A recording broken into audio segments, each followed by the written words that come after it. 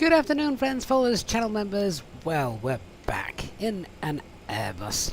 The Boeing's been fun, and we haven't seen the last of the Boeing, but a nice 2-hour flight today to give you guys a nice journey to a new destination here on the channel. I thought, well, let's head back to our roots, shall we?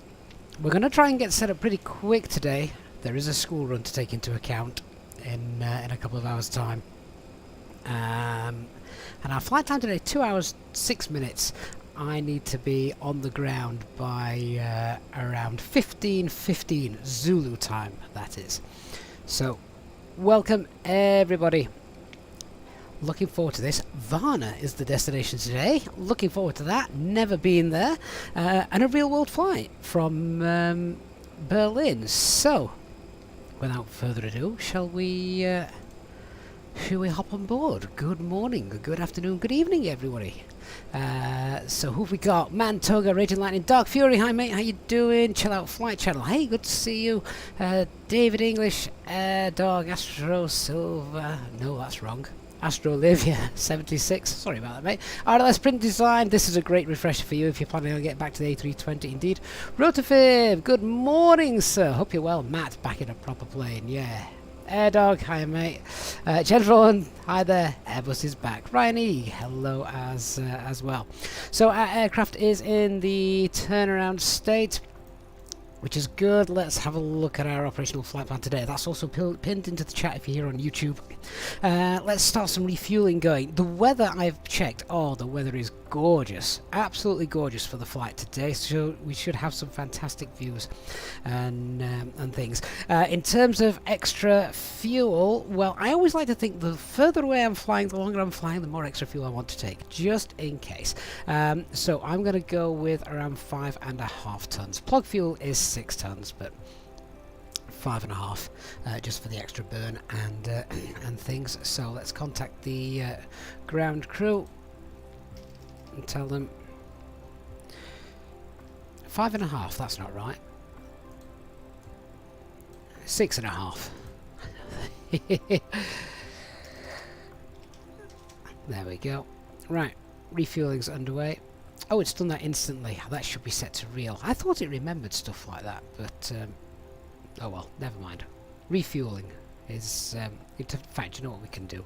We can keep it a little bit more realistic. Let's set that to 2 tons, pop that to instant, set that there, that's done. Now set real time and set 6.5 tons. The reason I like to do that is because then we can simulate the actual refueling. That's going to take about 6 minutes, and what we should have as well is our refueling panel is now open. Great to see. So the APU is already on, so we can start getting passengers on board in a little bit once we have just done our checks. So everything on the overhead looks good. Navigation lights are on, etc. This is a turnaround stop, so, or a transit stop, depending on how you want to call it. Get the current QNH. There's no ATC here at the moment online. Never mind. So QNH is currently 1017. There it is. Temporary winds gusting 290, gusting 25. Right. So that's all sorted. We've got QNH set there. Come down, just check the pedestal. Turn the brightness up of the McDo. Oh, a McDo.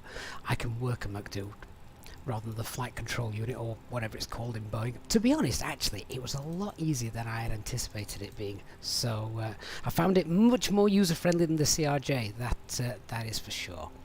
Right, Squawking 2000. That's correct. Flight deck door is currently open. All is good. Our initial climb out today is going to be 5,000 feet. We've got constraints on. QNH is set, flight directors 1 and 2. Excellent, right, passengers, let's tell them they can start boarding, shall we? Welcome on board to you guys that may be just joining us this afternoon. Nice long flight, give you something to do for the next 2 or 3 hours. Love to give you some entertainment. Jens, we don't normally do a fire test on a transit stop, that's usually the first thing in the morning.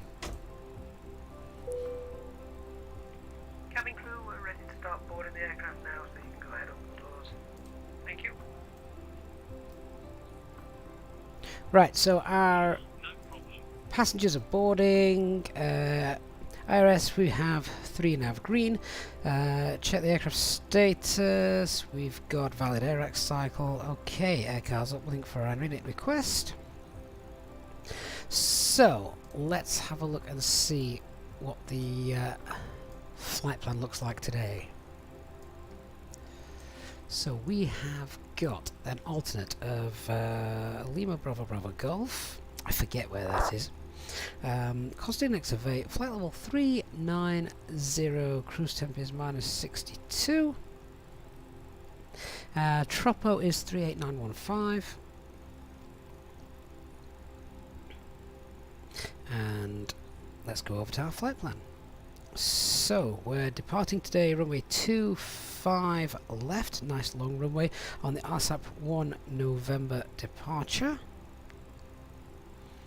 Insert, and our arrival then shall be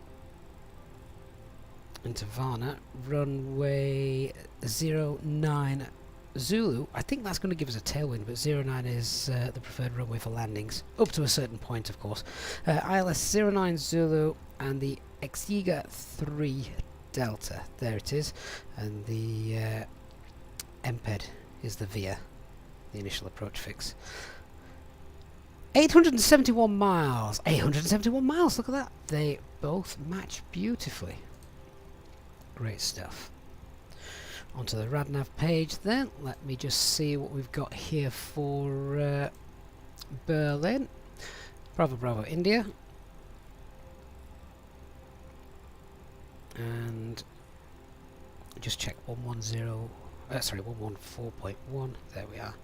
And the Init B page. Let's see. So our zero fuel weight today is 58.4. We have a tailwind of 20. Oh, that's good news. Right.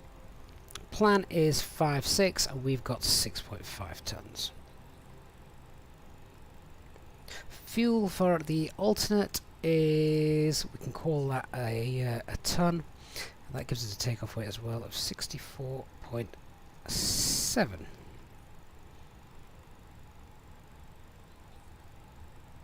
There we go. I've been a bit conservative with the alternate there, but that should be okay. We've got an extra 1 minute flight time. As I say, it's because I've put the alternate is in probably a bit more than needed, but that's all right. Right, onto our performance then. Let's get rid of that. We'll fire up Sim Smart. Gav, good morning. No, good evening. Very late for you, isn't it, mate? In Australia. Where's Sim Smart gone? Here it is. So, Echo Delta Delta Bravo. 25 left. We're using the full length of the runway as well here today, just because it's actually the shortest taxi. Anti-ice will be off. That takeoff weight then 64.7. Let's call it 65. Be conservative. Takeoff CFG is forward flex. Config 1. Air conditioning packs will be off. Calculate. Yes, nice high figures as you would expect for a runway of this length. So let's get those speeds in. 150. Oh, look at that. We can actually get up to V2. That's our rotation speed as well. Thrust reduction acceleration is 1149, 1149, engine out, and 1149. So we can leave all those as they are, 1,150 feet. Flaps 1, flex 70. That's a lot of time spent on the runway. Good for the engines. Let's check out the engine out procedure. So that is standard, and at 1700 feet it is a left turn to the Kilo Lima Fox VOR holding point. Inbound course is 020, which the reciprocal of that is 200, and the hold is right turns. Let me just put that fixes page in there. So, Kilo Lima Fox and 200. Done. And that's the box setup. How quick was that compared to the Boeing? Oh, I feel like I've missed something. We were saying this, weren't we? Because the Boeing is a lot more hands-on, quite a bit more complicated. Feel like we've missed stuff. Hope that is not the case. Let's talk about. Do you know what? Just bear with me 1 second. I'm gonna have to open the room in. I'm gonna open the flight deck door because it's absolutely boiling in here. That'll be no good for the GPU. Right, let's do our briefings then. So the weather here in Berlin is gorgeous. QNH 1017, 2 long runways. Our takeoff weight is below the maximum takeoff weight. Getting back in here, no issues if we have a problem after departure. Aircraft is fully serviceable with apart from the terrain and weather radar, which we are aware of. No NOTAMs for our departure today, and not too many threats. I suppose the biggest threat would be me spending time in the Boeing. Just need to get back into the Airbus way of doing things. Minimum safe altitude on our departure today is 2,400 feet. Let's talk about the taxi and how we're going to get out of here. So we're parked at stand Charlie 6. We'll push back facing east. Taxi out on Echo. It'll be Echo, then Bravo, and then holding at Mike 8 for a full length runway departure. Already coded into the box. At 600 feet, it's a left-hand turn. Funnily enough, it doesn't say anything about 600 feet on here, but on the departure in the box, it does say at 600 feet, it's an immediate left-hand turn to follow this. The reason you turn out straight away on these kinds of departures is because you can have parallel departures in operation, so obviously for separation they want to be kept apart. And then, yeah, nice departure. We get the autopilot on nice and early as well, and that's it. Let's do the emergency brief, standard Airbus emergency brief, and the engine out procedure as we spoke about. Standard, once we're all secure, past 1,700 feet, a left turn to the Kilo Lima Fox holding point, and that hold is right turns. There it is. Wonderful. So, I think we're almost about ready to go. Last few passengers are just boarding. Anthony asks, what exactly does the engine out acceleration figure actually do? You've always wondered. So basically, if you've lost an engine, you don't set the maximum continuous thrust, or the climb thrust, and start accelerating away. You don't lower the nose and start accelerating away until you've reached that altitude. It's mainly for terrain clearance, so around here it doesn't really mean too much because it's nice and nice low terrain around here. But if you're somewhere with terrain, then that altitude may be much higher to get you higher up.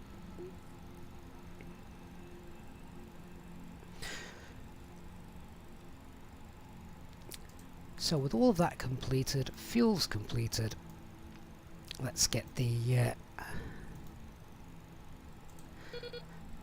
overhead all cleaned up. Refueling is done. Seatbelt signs are on. Captain, all passengers are on board and we're finished setting up. Doors are also now closed. Great stuff, thank you very much. Okay, before start checklist. In fact, a couple of things I need to do before that. See, this is what happens when you fly Boeing for a couple of days. Ladies and gentlemen, at the flight deck, this is your captain speaking. My name is Gavin, and I'd like to welcome you on board this Airbus A320neo aircraft. Our flight time today should be as scheduled, and we're not anticipating any delays or any bad weather, so we should have a nice, pleasant, and safe flight for you. In the next few minutes or so, we'd like you to get yourselves seated, sat down safely with your seatbelts fastened, and make sure the aisles are kept clear so that I can have the crew around the seating.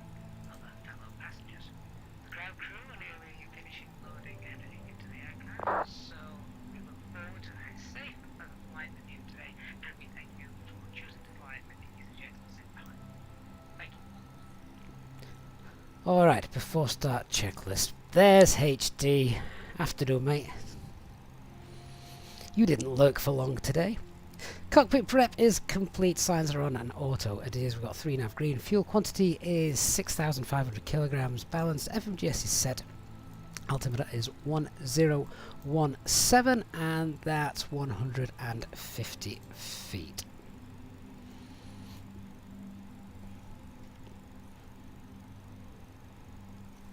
HD calling me out there. Nothing to do with thrust. Thank you.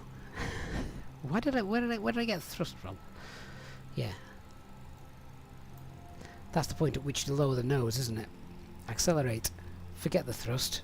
You can be on, depending on how quick it is, you can be on toga for 10 minutes. And then back to MCT.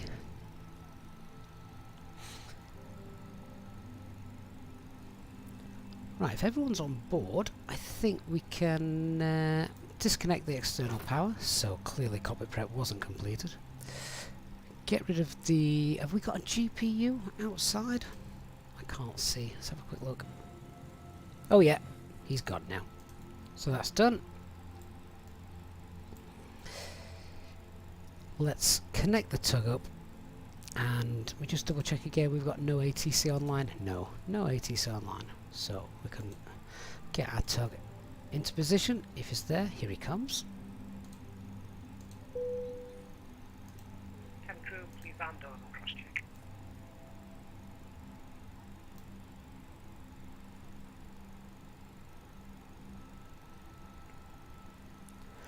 And are we on Unicom? 1228. Indeed we are. Berlin traffic, Alpine 64 uniform hotel, pushing back stand Charlie 6 facing east on Echo. Oh, another mouthful of a call sign. Beacon light is on, acupressure is in the green. Berlin traffic, Finnair 1438 has just pushed back from Charlie 4 and about to taxi in 1 minute. Wilco, Alpine 64 uniform hotel, holding position at Charlie 6. We'll wait for you to pass from our left to right. Thank you. I hadn't heard any calls for pushback, so I thought we might have been on our own. Dog, yesterday morning you were at this gate in real life. Really? Flying Easyjet?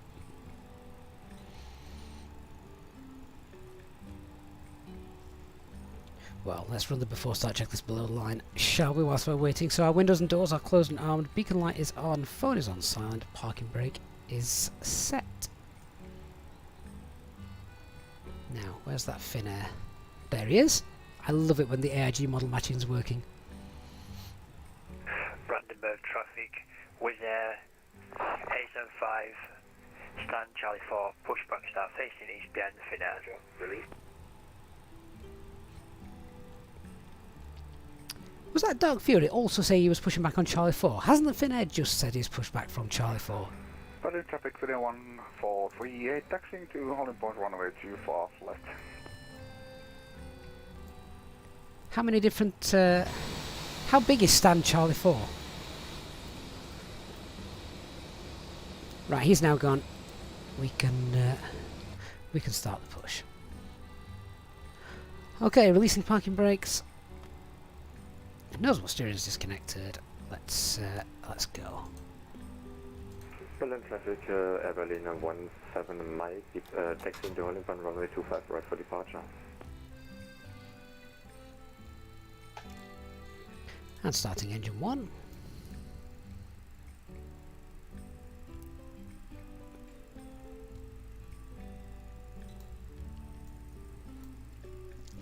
Right, we need to do this pushback ourselves still. I've not got toolbar pushback in the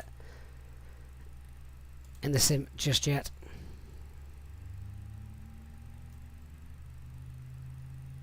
Hey Barry, how you doing, mate? Hope you're well.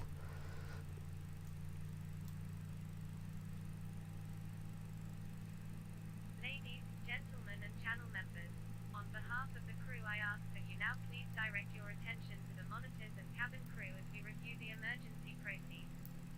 There are 6 emergency exits on this A320neo. Please take a minute to locate the one closest to you and note that it may be behind you. Count the number of rows to the exit. Should the cabin experience a pressure loss, stay calm and listen for instructions from your cabin crew.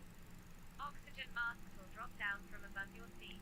Place the mask over your mouth and nose like this and pull the strap to tighten it. If you are traveling with children, ensure you put your own mask on first before helping others. In the unlikely event of an emergency landing and evacuation, leave all your carry-on Starting engine 2. behind. Life rafts are located beneath Berlin traffic, Finnair 1438, the landing up runway 25 left via Mach 8. carry-on luggage is stowed away safely during the flight. Whilst we wait for takeoff, please take Where's the note of Wizz Air going? safety procedures and the safety card in front of you. Electronic devices must now be switched off or turned to airplane mode until we instruct you that it is again safe to use them. Our cabin service will commence once we are in flight. If you are a frequent flyer with us, you can now join the channel as a member and take advantage of the extra perks to make your journey with us more enjoyable. Oh, Wizz Air, that's some pushback. Thank you for your attention. We hope you enjoyed I mean, I've not done some great ones in the Boeing recently, but that's something else.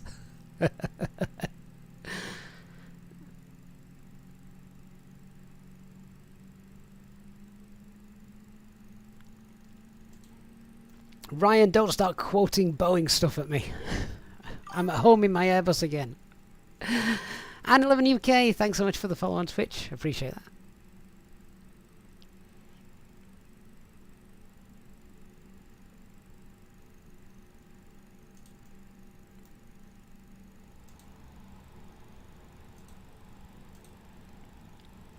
Right, engine number 2 is stabilised.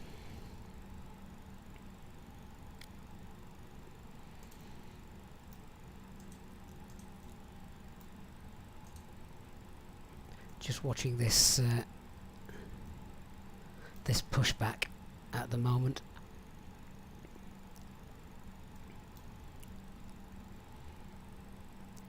And you know what? I will hold that there. That's good enough. So pushback's complete. Set the parking brake. Berlin traffic, Berlin's 17 Mike, landing up the runway 25 right for the north departure.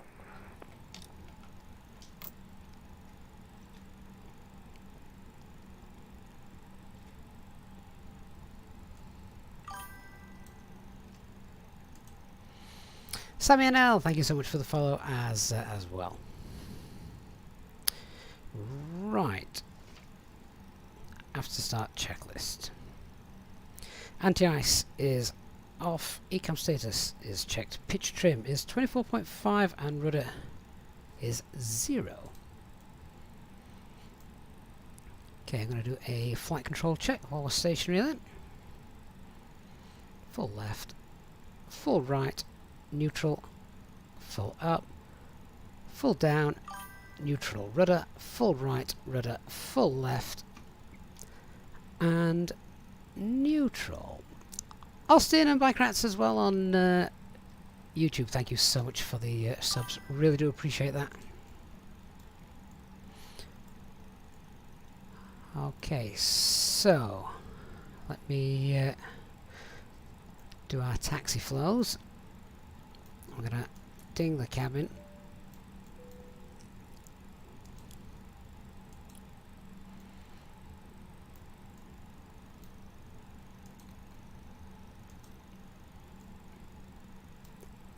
And we'll get the taxi light on in a moment. We'll announce where we're going. Berlin traffic, Alpine 64, Uniform Hotel taxi now via Echo Bravo, holding point Mike 8, runway 25 left. Austin and Peekadrippoo, what a great name. Thank you for the sub as well.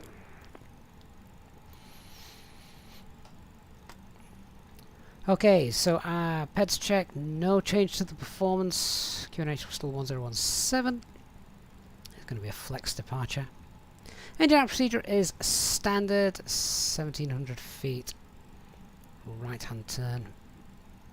Correction, left hand turn to the Kilo Lima Fox. Enter the hold, that is a right hand turn. Departure is the RSAP 1 November. Our initial climb altitude stop is 5,000 feet, and that's all set. Before takeoff checklist, flight controls have been checked, departure briefing is completed, flap setting config 1 set, FMA and takeoff data 150 blue, 150 magenta, climb nav blue, 1FD2, 5000 blue, flex 7T, transponder is set, ECAM memo takeoff no blue, EFB is stowed.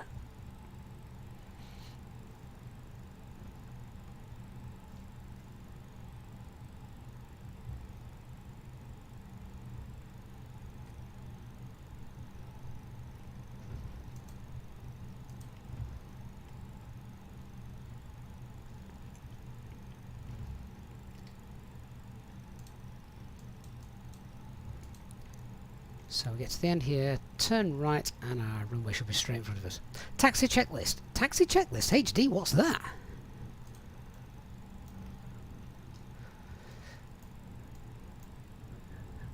Am I missing something?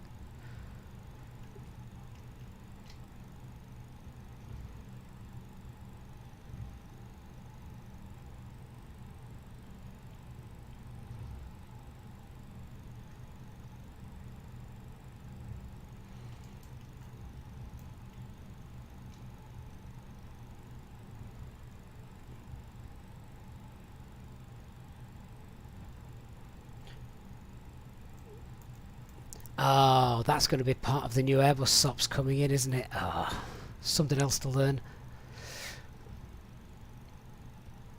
They're getting rid of the before the lines and to the lines and below the lines and all the lines. All the lines are going, and we're getting new SOPs.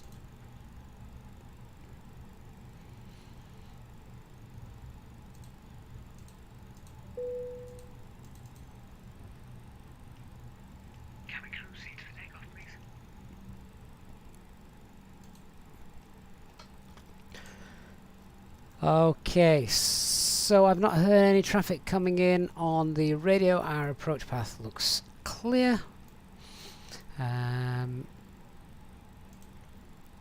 Brake temperatures look good.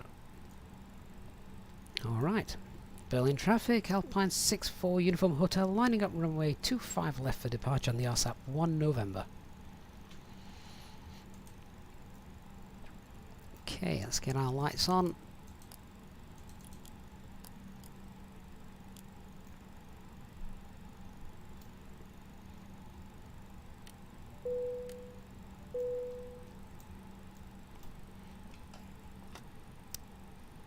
Before takeoff checklist below the line. Cabin secured.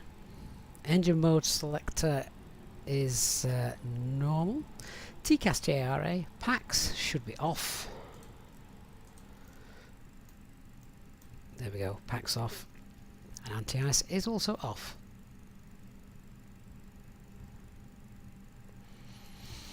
HD, the new SOPs will put my comfort level back a few steps, that's for sure. Can't be any further back than I have been for the last couple of days in a Boeing aircraft. Christian, good afternoon, sir. How are you? Hope you're well.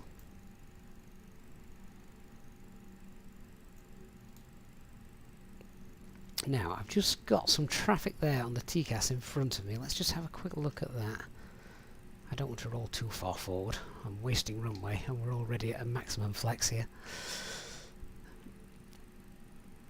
Right.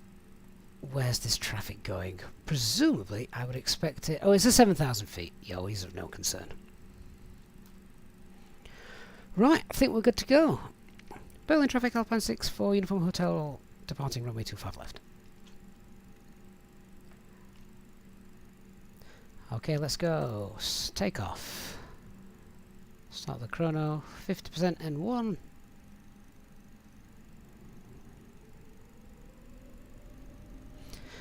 And set takeoff thrust. Man flex. SRS runway. See if we can feel those gusts that were reported in the META.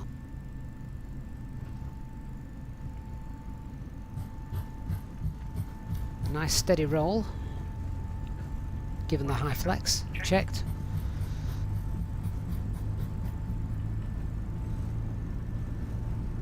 A little bit of rudder being used at the moment. Hold that centre line. V1, rotate.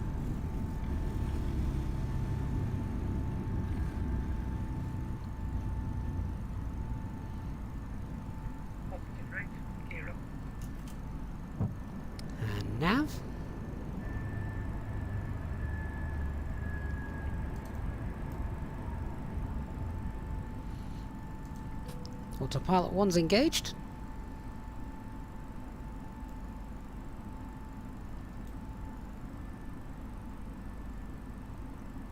Set climb thrust.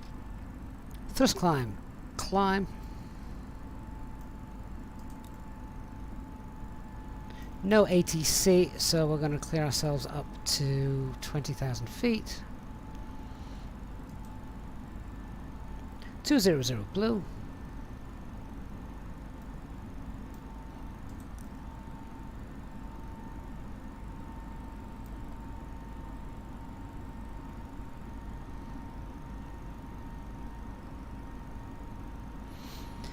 And we just jumped past S speed, so let's clean her up. Flap 0. Spoilers are disarmed. There we go.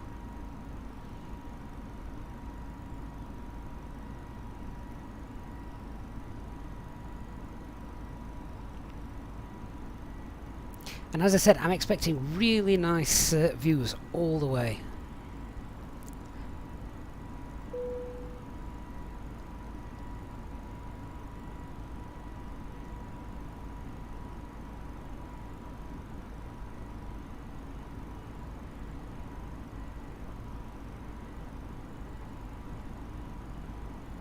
See how the track, the flight path track, is changing on the navigation display.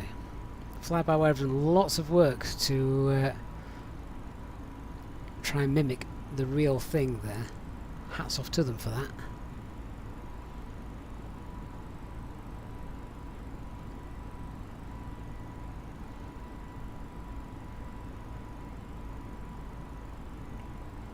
Right, do you think we can be on the ground and parked up in around about 2 hours' time?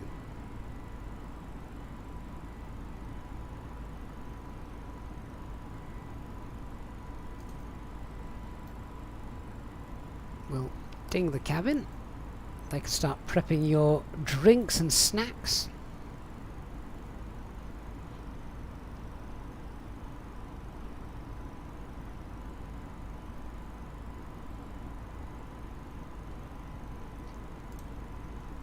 So HD suggests try and keep the 250 knots in the turn and see if it helps. Yeah, because we're going to come up on 10,000 feet in a minute, so we'd level off and accelerate away. So we've just pulled speed. Begin our cabin service as we continue to climb to our cruising altitude. You may now use your electronic devices. Rechargeable battery packs are also available to purchase from our cabin crew. You can also ask them about joining our frequent flyers and becoming a channel member. Thank you. So there's 10,000 feet. Get our lights off.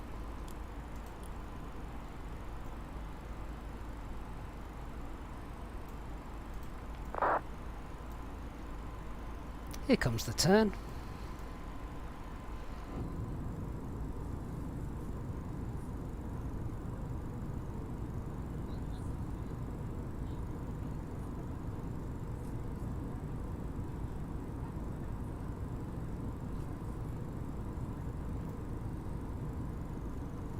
Fluffy fair weather clouds for the journey today. I bet the windmills are spinning around as well, given the Met are reporting those gusts. Don't know if anyone has noticed that about Microsoft Flight Simulator. I think it was one of the first things I tested, just to see the fidelity of the simulator and how good it was. If you increase the wind speed, the speed of the wind turbines also increases. I thought that was kind of neat.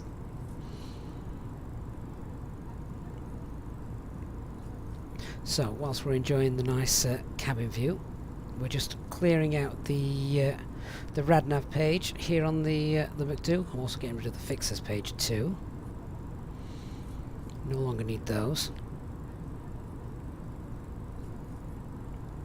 And a quick look at the progress page says flight level 390 is going to be available for us, so let's go back, set that on the FCU.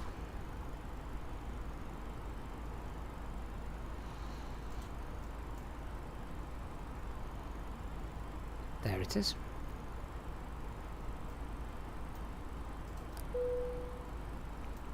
Seatbelt signs can come off. Ladies and gentlemen, the seatbelt sign has now been turned on. You are now free to move around the cabin and the toilets are now available. However,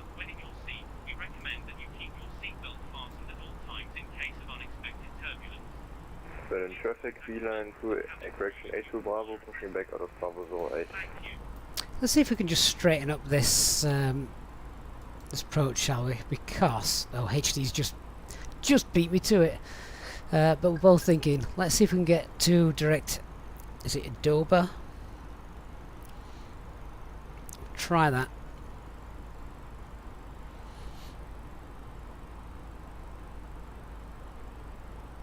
Now we're on a heading towards it.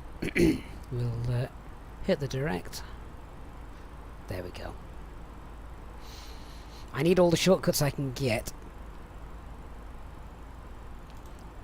Otherwise the boy's going to be left in school.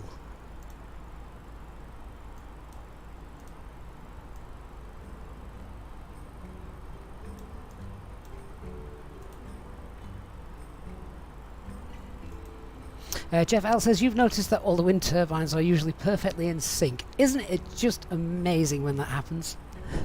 Do you know what, Jeff? I'd quite happily take them as being in sync if it saves computer power and performance. It might not be strategically 100% accurate and correct, but never mind, eh? Right. I could keep 250 knots here, and it would just get us up to the get us up to our cruise altitude faster. Might save a bit of time. Also burn a bit of fuel getting up there too, I suppose. But go on then, we'll go to manage speed. Now we're through that turn.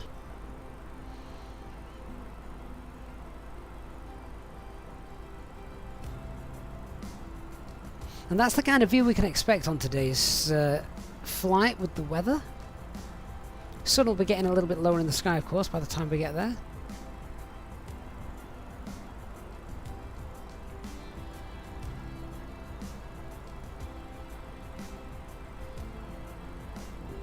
It's nice to be back in my Airbus.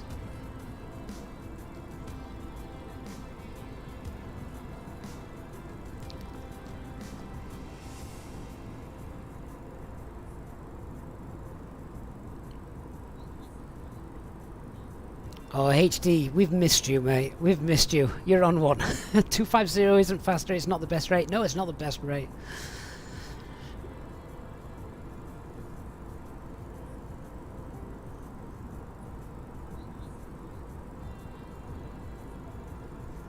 Let's have a quick look at our flight routing today so you guys can see where we're headed.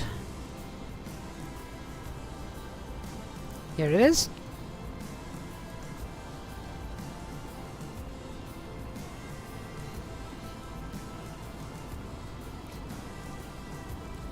Flying over Eastern Europe, we could do with the what is it? Eurocontrol East coming online. That'd be kind of neat, wouldn't it? That'd have nice ATC for the journey.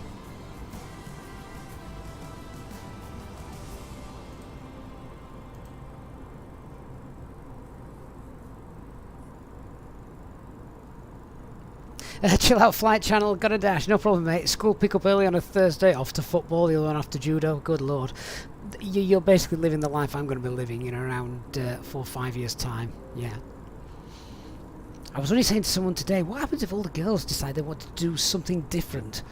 Can they not just all do the same after school clubs and things like that? Otherwise, I'm going to have to make 3, potentially if the boys are doing something as well, 4 different journeys. Oh God, what if they all start at the same time? There isn't enough parents. We're outnumbered.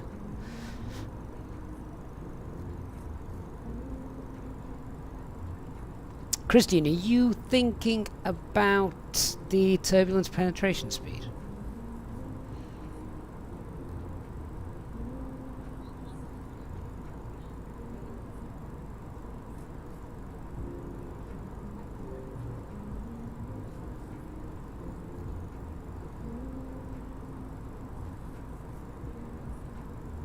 No, HG's confirmed, Christian's right. 260, 280, max 76 on the Neo. Oh, that's interesting, on the Neo. Does it change then for the CAO engines?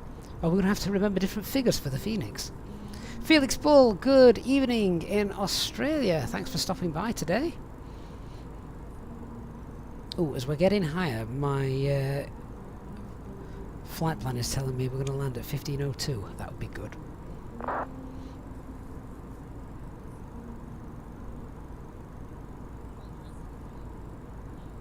What I'm quickly learning between Airbus and Boeing is, from chatting with some of the Boeing drivers last night on the stream, is, and this is a great way to remember it, Airbus seems to be even numbers for everything, while Boeing is odd.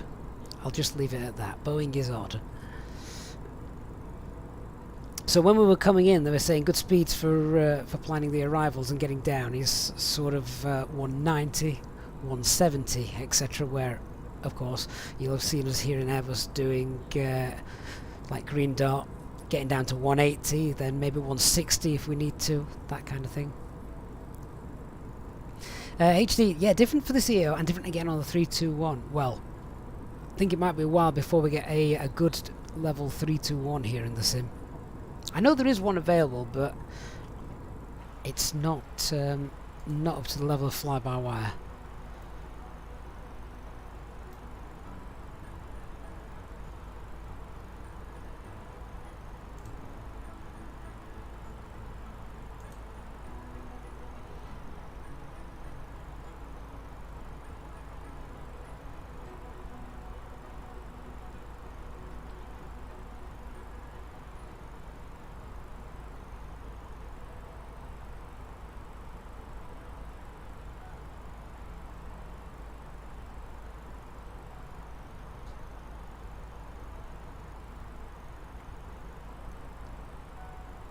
So Christian asks, the CEO engines are less powerful, aren't they? Yeah. So would the best climb speed be lower? I imagine HD is typing a quick essay now. Neil Brock says Boeing is very odd. I was waiting for someone to pick up on that, Neil. Thanks, mate. Right, we pushed back 23 minutes ago. We've been in the air 13 minutes. That's 10 minutes from push to takeoff. That's not too bad. HD, right, so 250, 275 in the 320, 319. Then 76, 275, 215 in the 321. You need to check the QRH. Dark Fury says overclock the engines. Spoken like a true PC nerd there, Dark.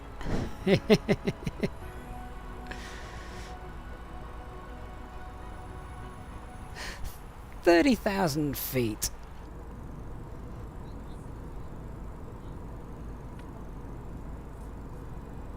I think sometimes, as the cabin changes, we need to try and amend these cabin views.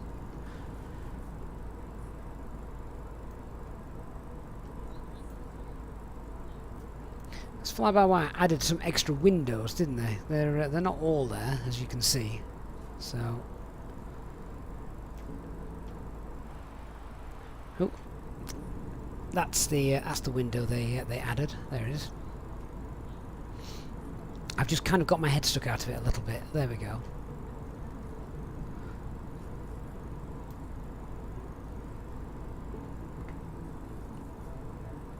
I kind of like the views where I can just see a little bit of the wing and then a lot of the scenery down below. A bit like in real life, I suppose. If you sat over the wing, it's kind of a boring view for the duration of your flight. If you sat behind it or in front of it and the engines, then you can watch the world go by. Hope you're enjoying the flight so far. As I say, it's a great way to spend a Thursday afternoon, so please do hit a like on the stream, help others find the channel, and of course if you're new here, don't forget to hit subscribe so you don't miss future videos and content. What we'll do in this afternoon anyway, Thursday, is one of those days, isn't it?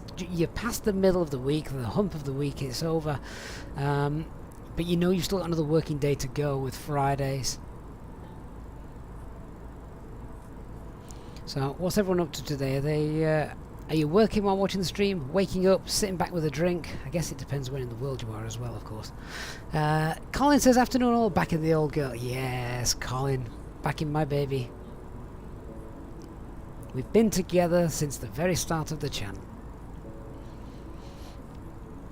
And I still muck up flying her sometimes.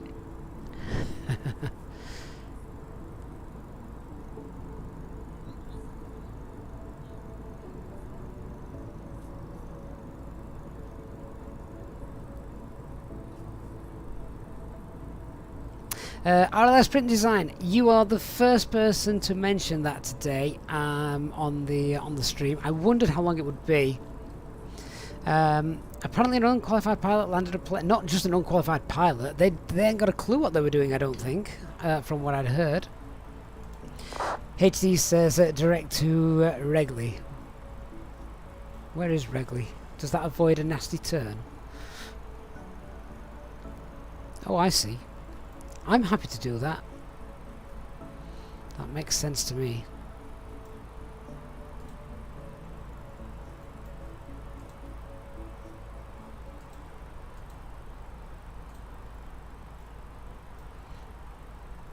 And insert.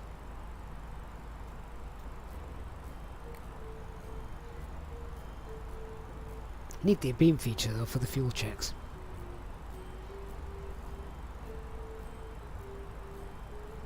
Jen says Azobo has completely messed up the default A320 climb performance. Yesterday you went to from takeoff to flight level 380 in 13 minutes. Were you empty? Neil, you're working from home and watching. Felix said nearly going to sleep. Should be asleep. Yeah, in did you say Australia or New Zealand, Felix? I can't remember. Rotofib, first of your days off today, so you're planning to haul some cargo from is that where's that? Honolulu? To oh go on, is that where's MCO? Is that Orlando in the 767? RD Mans 2, he had good radio comms. Yeah, the guy that landed, and the air traffic controller was also a instructor, wasn't he? So between them, God bless them, they managed to get it down.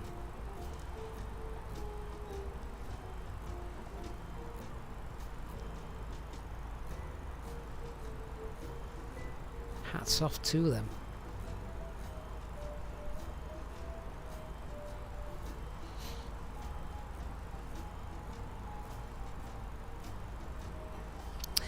Christian says the most important thing is to be able to contact air traffic control, so always keep 1215 in the back of your mind. That should be. That's funnily enough. Good checklist. It's VHF2 on it. Yeah, it is. Look.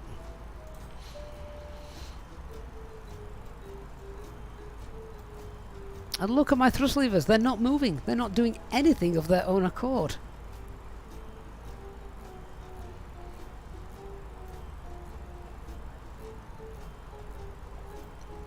Oh, Rotofib, get me. Honolulu to Orlando. I'm learning the ways of the USA.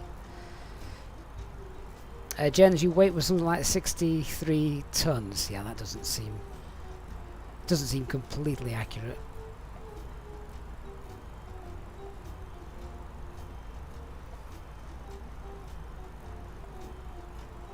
HD correcting himself with the 321 turbulence penetration speeds, 275, 305, and Max 76. Max 76 seems to be a standard across the line, doesn't it?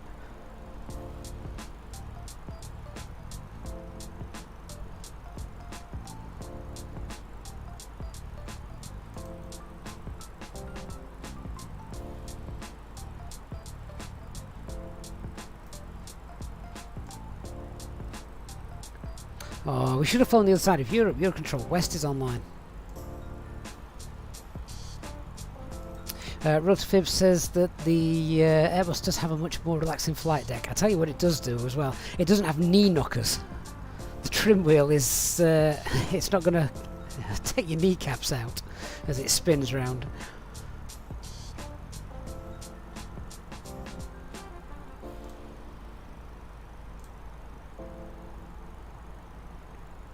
Thousand feet to go. I do like the little warning that you get in Boeing when you've got 1,000 feet to go. That's quite neat. And as I said yesterday, if anyone saw the stream where I admitted Boeing did have one of my favourite features over the Airbus, and that was the ability to know what heading we're flying. So I'm looking at this now, I'm thinking, what heading am I flying? What am I at? I'm at 144 maybe? Yeah, 144, I think. Why do I have to work it out? Why do I have to zoom in? Why can I not just have a little figure telling me somewhere what heading I'm flying?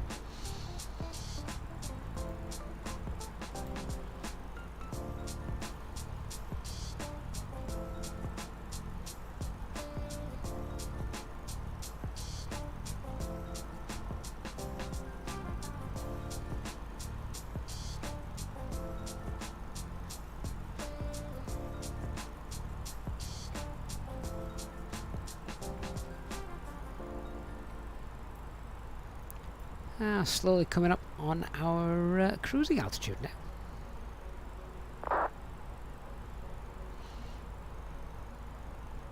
Neil says it's just a much better designed aircraft. Are you talking Airbus or Boeing there? Be careful, Neil. Remember where our loyalties lie. Mark, you just turned the heading select to C. Cheat. Mac Alt Cruise. Oh wow. Hang on a minute, let me just zoom back. That's the sun reflecting off the metallic seatbelt. That's insane, right? Pavel, good afternoon to you. Honestly.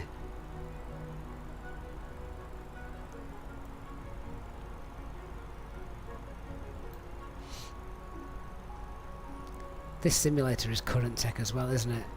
You're not going to get glare off a metal seatbelt in X-Plane. Mark, yeah, it is much easier on the displays, you're quite right. Neil says the Airbus is current tech, Boeing is bolt-ons from the 1960s technology. Yeah, and obviously nothing wrong with 1960s technology in 1960 and 1970, I suppose. It's just a cost-saving exercise with Boeing, though, isn't it? They don't want to redesign a new plane because, well, building a new plane from scratch costs millions and millions of pounds. Changing the current aircraft, the most popular one on the planet, means that, well, all pilots need retraining.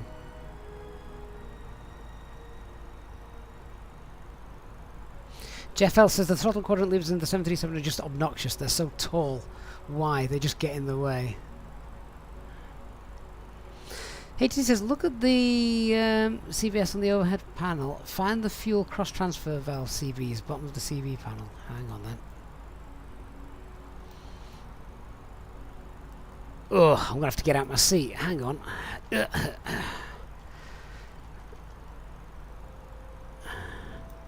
What we're looking at down here, these ones.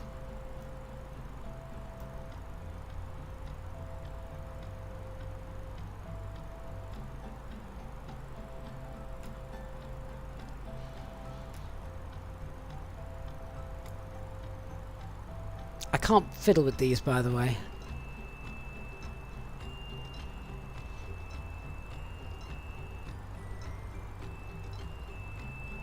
Pavel, what are my sensitivity and pitch trim settings? I think they're still default, you know. Gav says A350 all the way. A350, A380, but the A350 is a model indeed.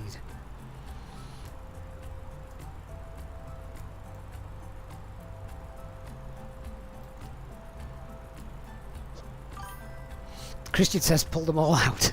I can't, thank God. Daniel, thank you for subscribing.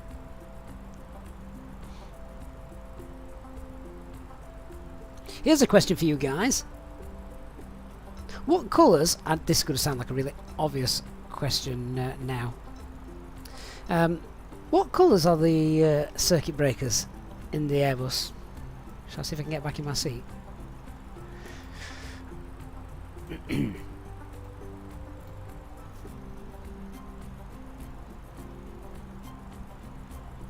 So HT says, what happens if your cross-feed valves fail close? Don't you perform some sort of procedure that's not actually meant to be a procedure, but pilots do it anyway because it works, by resetting those so they open again? HT says we might be able to test it in the Phoenix. We might be able to.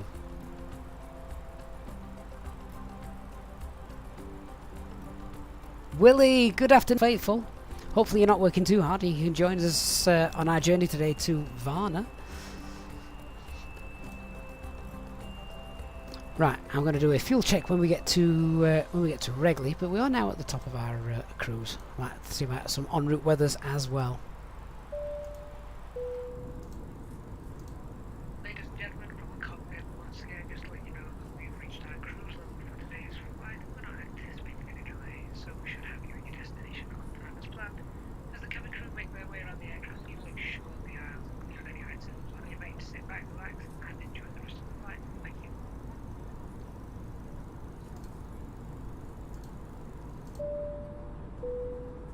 Ladies and gentlemen, we are about to commence our service of hot drinks and alcoholic beverages. Please assist us by ensuring your tray tables are down and that the aisles are kept clear of bags. Our drinks menu can be found in the pocket in front of you. We serve a variety of local and international coffee, tea, beers, wines, and spirits. Please note that alcoholic drinks will not be served to those under 18 years of age. We accept payment in cash or credit and debit cards. Thank you for your support of this channel.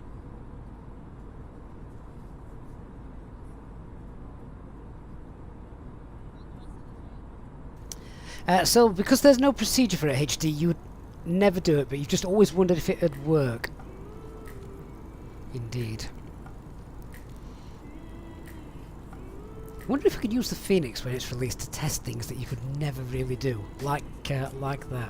Wonder how good it would be. Dark Fury says most breakers are black, but some are green. Green ones are monitored and will display a message on the ECAM if they're pulled and popped.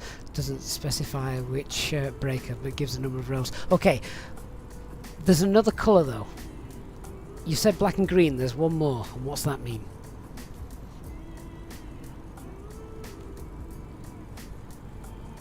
I'm just going to get some en route weathers here. Where am I searching for? So we're going to go and have a look at the weather in Krakow.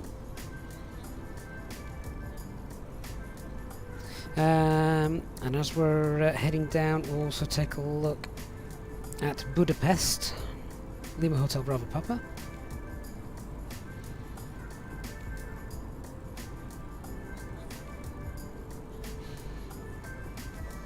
And we'll also have a look at Bucharest as well, Elrop. I'm imagining all of these METARs to come back as being just blooming beautiful. Ooh, is there another colour? HD, what is that? Hang on, obviously you can't tell me yet. Black, green, the one I know. Oh, there is another colour, isn't there? Yeah, okay. I'm not 100% sure what that means though. More will be explained when I give the answer in a little bit.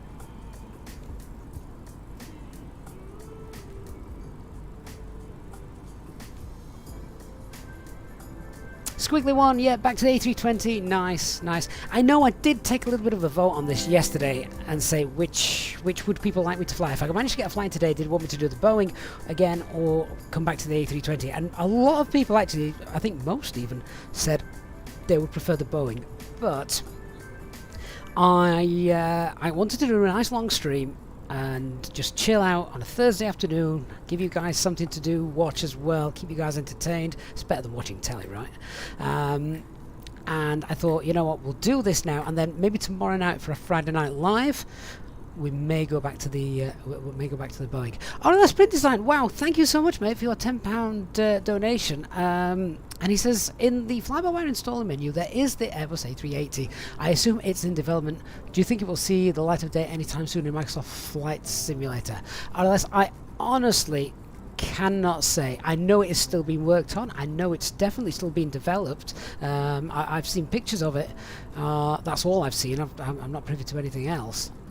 It's definitely in development, and you know what? I really hope that the Fly-by-Wire guys smash that out the park, because it would be amazing to have this level of quality that we've got in the 320 in the 380.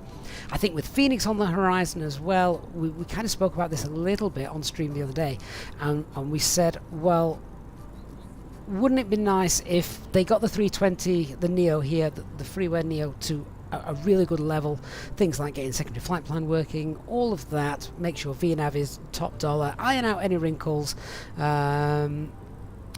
maybe not concentrate on failures quite so much, because, well, if someone wants to go to that level of failure management, then they're probably prepared to pay for the Phoenix, and then move resources if possible over to the 380, because I think that is where the next big thing for fly-by-wire is going to be. I fly Simpilot. I am on Windows 10. Yep.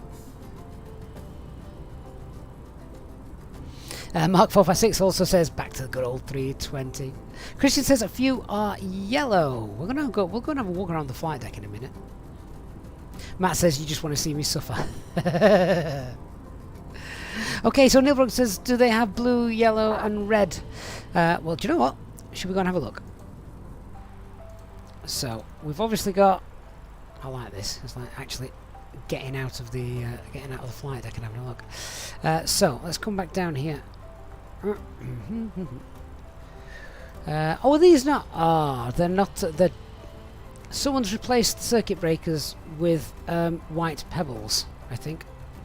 So I was expecting to see red ones. Are they located on the overhead or not? So we've got red, we've got green, we've got black, and then is it white or yellow, as Christian says? It's not quite detailed enough to find out there, is it? There's no text on any of these. But the ones that I was mainly thinking of, the red ones, the red ones, they're the ones that you not supposed to touch those in flight. I think they're for mechanics as well, aren't they? It's pilots aren't told to touch those unless the guy on the ground says, yep, you can do this and it's safe. Let's have a look at that weather, shall we? HD's going to come in and now and confirm everything, I hope, if he's still there. Let's have a look. Yeah, there we go. HD says, yep, white is the other one usually. To be fair, it's white or a red collar. So we've got Krakow, Cav OK. Our destination at the moment, few clouds at 4,500 feet. Little tailwind as well for our landing. Bucharest, Cav OK. Budapest, Cav OK. I fly Simpilot. The camera reviews that I use are all in our Discord server. If you want to go and download those, you can do. White are for CBs that have been pulled for a system that's currently inoperative. Oh, I understand, yeah.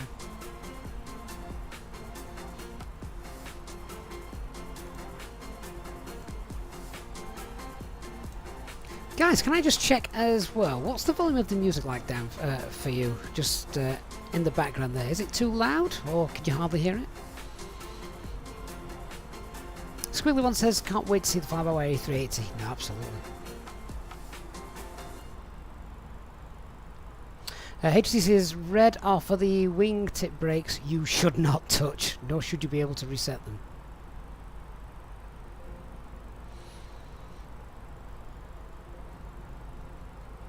Right, we're coming up on Wrigley. Let's work out what our fuel should be. So, what did we take? We took 6.5 tons, didn't we? I love the way you can turn the fly pad on and off now, and it saves where you were. So we took 6.5 tons, which is for about 600 kilograms extra.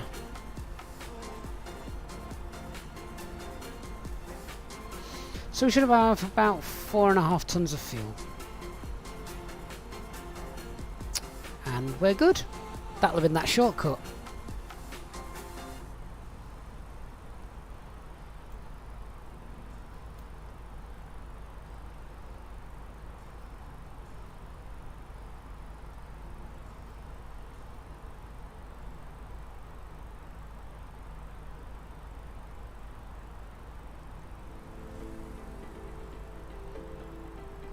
Iranji says, hello, I can't find exactly the place in Sydney to know how much fuel to load in 320 FlyByWire. It all depends on your operational flight plan layout. Obviously, I use the Easyjet layout.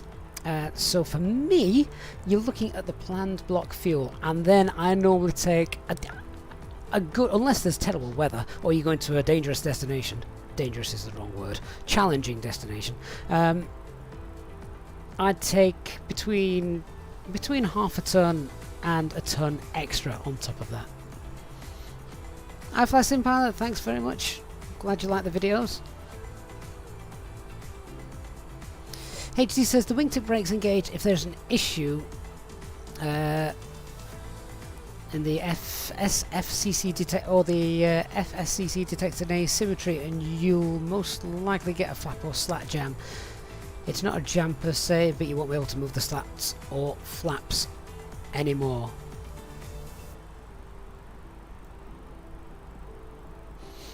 Moon is rising.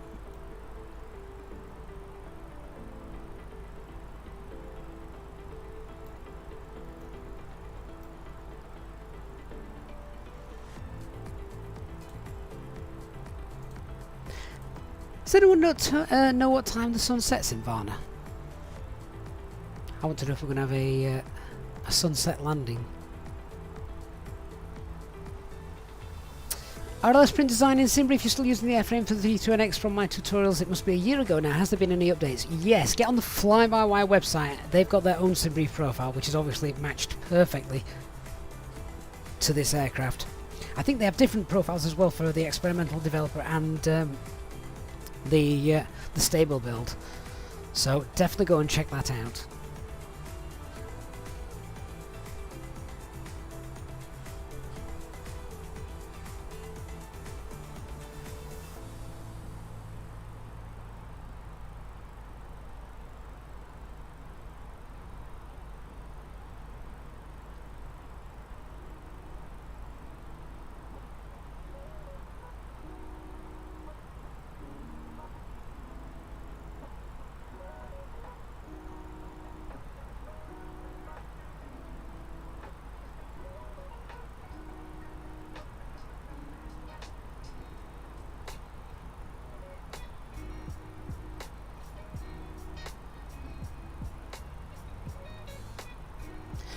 So just checking some information on this airport that we're off to today. New one for us. I've never been there before, so I guess you could consider that a little bit of a threat for our arrival.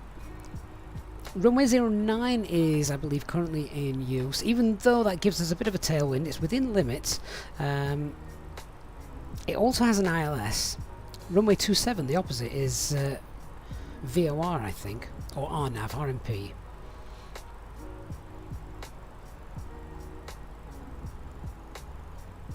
And a slightly steeper approach. There are downdrafts as well for runway 09, potentially, so could happen. Felix, good night everyone, thank you for coming on board, and hope to catch you on the next flight. Have a good night's sleep and enjoy your Friday. Ollie says 1700 Zulu is sunset. Oh no, it's not going to be a sunset landing. I mean, if we look out, I think the sun is still high in the sky somewhere. Oh yeah.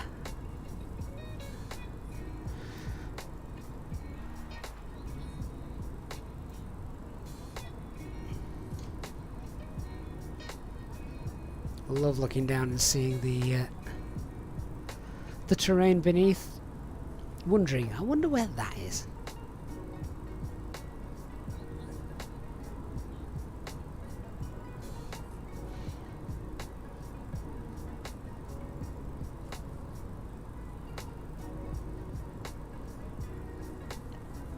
Checking the operational flight plan before our flight today as well, I noticed there was only one area which had kind of a bit of terrain beneath it, not for very long. Oh, that looks a bit wobbly, doesn't it?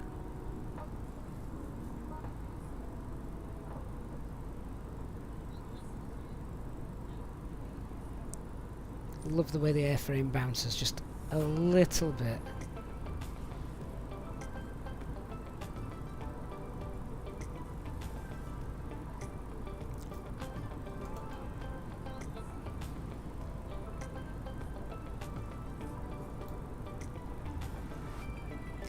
From up here you get a much better appreciation of the terrain and the valleys. Look at this, you can see the valley, but also of course the river in the bottom of the valley, tracing it through and round. It is amazing stuff, isn't it?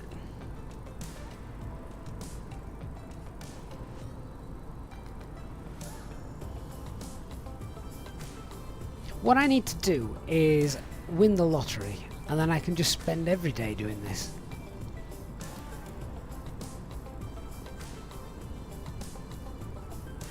Evening Cloud says, why not fly the PMDG? I've just spent $70. Yeah, I have just spent $70. Thanks to the support of the channel to be able to do that. And we haven't binned it off. The wonderful thing about the simulator is there is a whole variety of different aircraft to fly. So you can expect the Boeing back very, very soon. Maybe even as soon as tomorrow.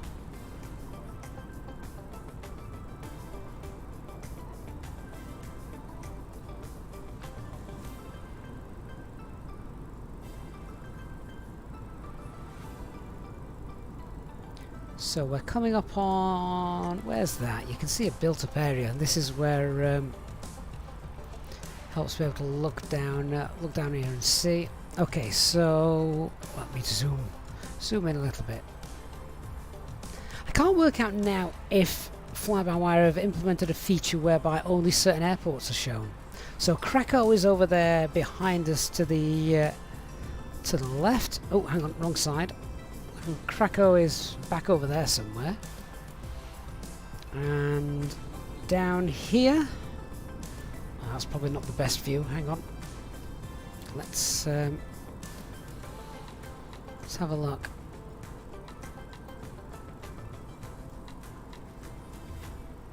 Ollie, I'm carefully trying to hide my crippling addiction to buying the 737, to flying the 737. Neil, you're on a sanity break from 77, but you'll be back on it. Yeah, exactly. It's a great aircraft. For the sim. It's not as good as Airbus, though.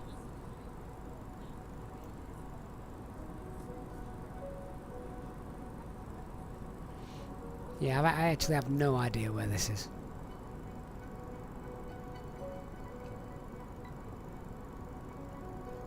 I like that, Neil. A sanity break. A sanity break from it indeed.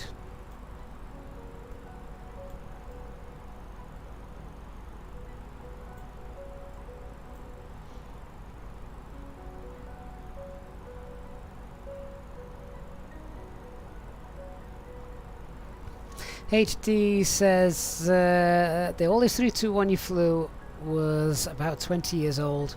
She was a good old girl and kept you warm. Is that because she overheated?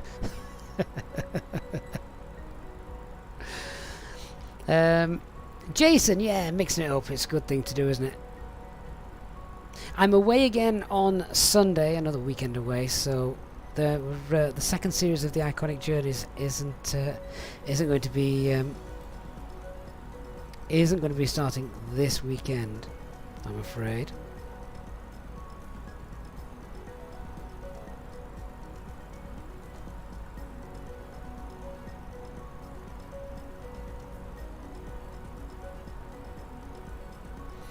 Look at the terrain down there.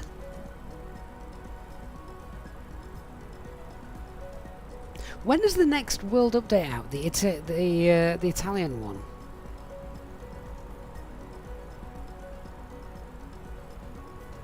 Can't remember what date that is, but we'll have to do some Italian flights. What airports would we like to see as well in Italy? I want Naples. I really want Naples.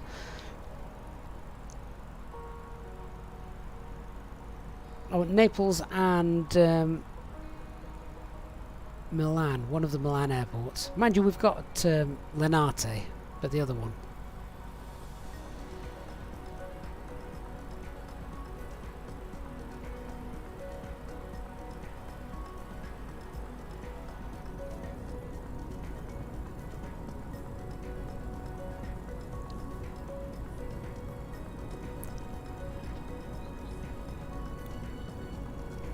Neil, it's at the end of May, is it?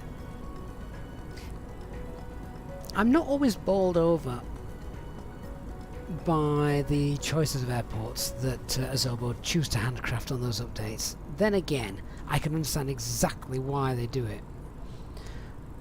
They don't do the obvious ones because they leave that for third-party devs. Will, he says Rome would be an obvious one, but there's good pay-wear scenery already available for Rome. There isn't for Malpensa, I don't believe. And there isn't, I don't think there is for Naples either.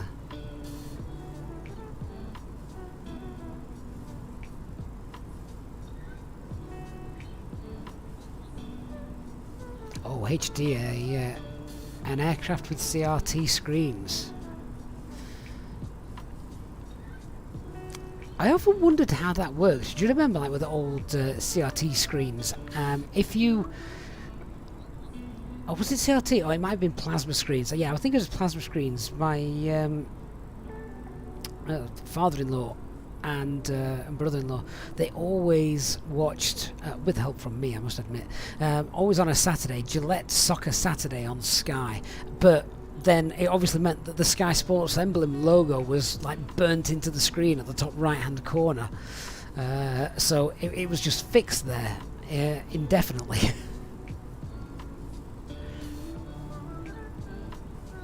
Pepperman Batten, you know I've got a 32 gig RAM, but I know what clock speed it is. Oh, Dark, can you remember? I can't remember if it's 32? 34? 36? I've no idea.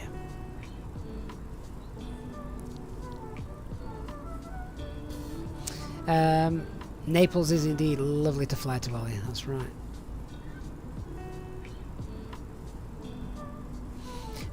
Christian, you thought so as well, but they, Azoba did Zurich. Did they? Have they done Zurich? Oh, they have. Yes, they have done Zurich, haven't they? I'm getting confused between Zurich and Geneva. Yeah.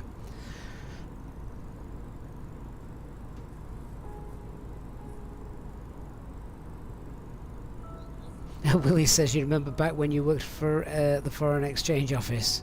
500 or so desks with dual monitors. The day they changed to LCD, it cut air conditioning bill by 75%. Kyle asks, what's new with the plane? Or are we just doing a flight? We're just flying, mate. We're just flying.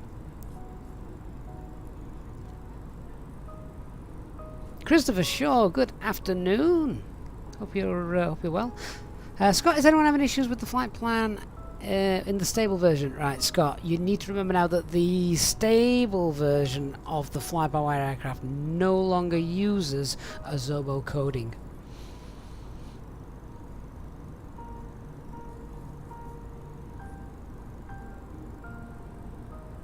RLS Print Design, Bergamo is, for flying over Lake Como, is unbelievable, Jeff.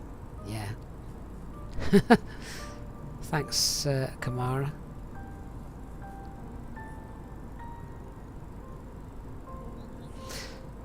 So Scott saying you're having issues importing from Simbrief. Your flight plan looks all messed up after the star.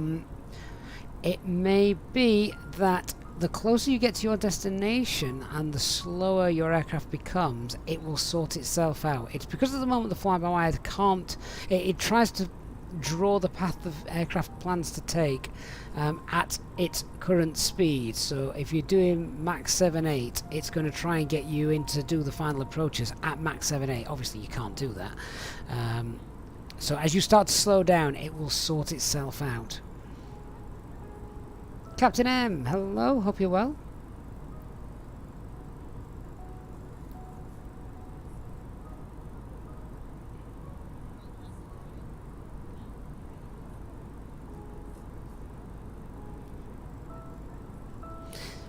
Carl said you did Dallas to LaGuardia last night and was slotted on the ground for about half an hour. Then when airborne, there must have been 20 aircraft around you. Brilliant. VATSIM ATC were brilliant. They usually are. They're really good at what they do. David says, hello, and you live down there. I don't even know where down there is. Looks like a lot of farmland.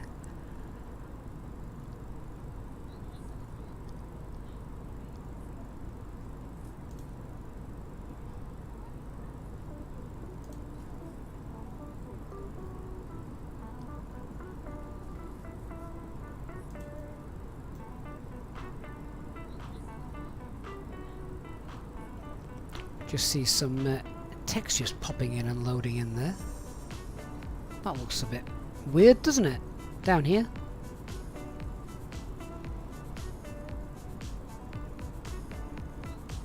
Might be something to do with what satellite imagery is available. It's one of the games you can play in Microsoft Flight Simulator as well, isn't it? Fly on the approaches to some airports and see if you can spot the image of an aircraft in the terrain. Seen that a few times.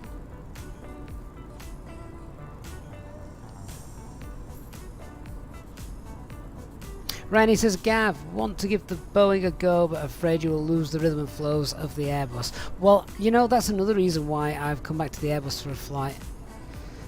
I've done them so much now, but even now, as HD will attest, there's still things that I get wrong. And Barry, it might be Area 51. That's at the other side of the Pacific.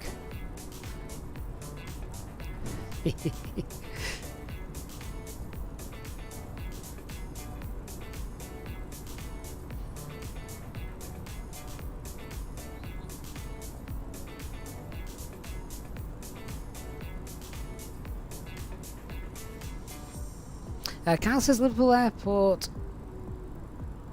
has an image of the plane at a holding point Charlie for runway 9. Does it?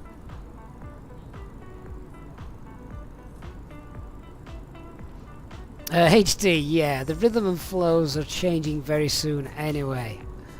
Oh, more learning.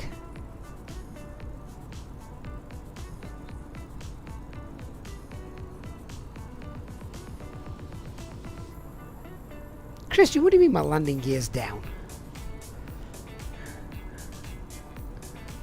That's like when someone comes up to you in the school playground and says your shoelace is untied. Ha, made you look. I'm not even going to entertain that, Christian. I'm not. No.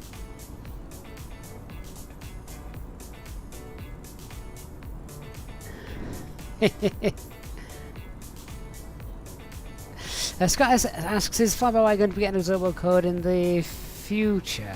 No, they've come away from the Azobo coding because it's more realistic. Carl says, right back to work. Thanks for keeping you company whilst on your break. No problem, mate. That's what we're here for.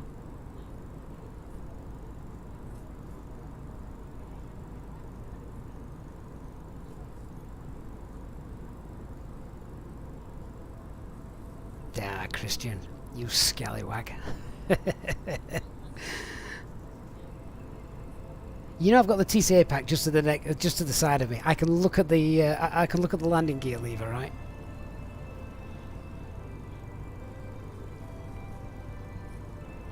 Willie, some airlines, Airbus brought out new sort of SOPs and checklists and things a few months back now, and airlines are slowly migrating towards them.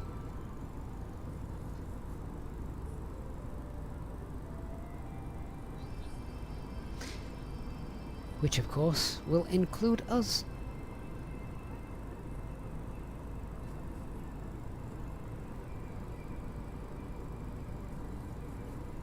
Willie, you were trolling a streamer the other day asking him to trip the expedited landing switches beneath the throttle controls. And what did he do? Hypercaris on Twitch, thank you very much for the follow, sir. Appreciate that. Oh, good lord. Have we got ATC? Right, we best start flying properly then.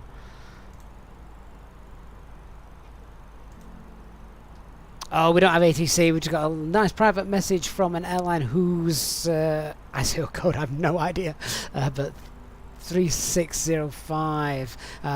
Really glad you like the streams, mate. Thank you. Thank you for watching when you're here. Of course, if anyone is flying the Airbus and you've got free text turned on, you can actually send a message through the McDo, can't you? Leonardo Lima, Christian below is correct. Varna is on the east coast of Bulgaria.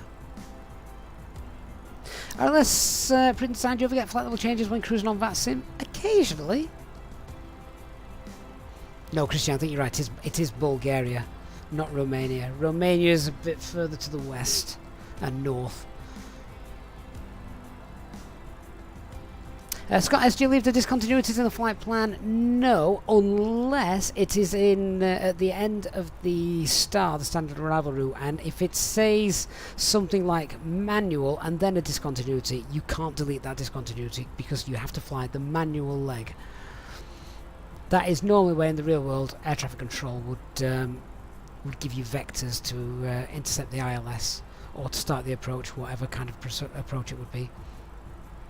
Barry, when I say we are changing flows, yeah, we're going to adapt the new Airbus ones as well. Just like a lot of real airlines are doing.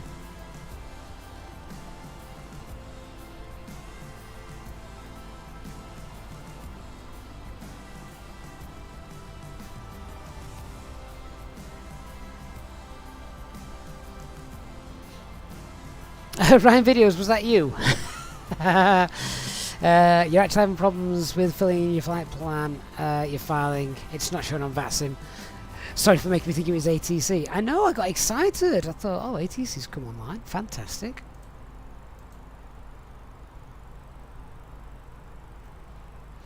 Never mind. Right, we'll be on the ground in around an hour's time, or certainly on the approach, I think.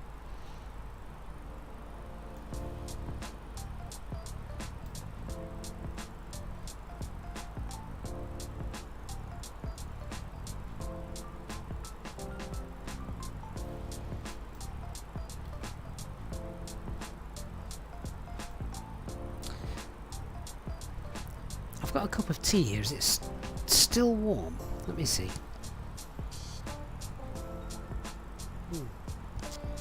Oh, that's the worst. It's lukewarm. It's just okay, but any longer and it will be useless. So I'll tell you what I'm going to do. I'm going to quickly down my my cup of tea. Whilst I'm doing that, I'm going to check out the approach, see what we need, and then we'll start looking at going through things then, shall we? So I'll be back with you in 5 minutes or so. Thanks for watching, guys. Stay tuned.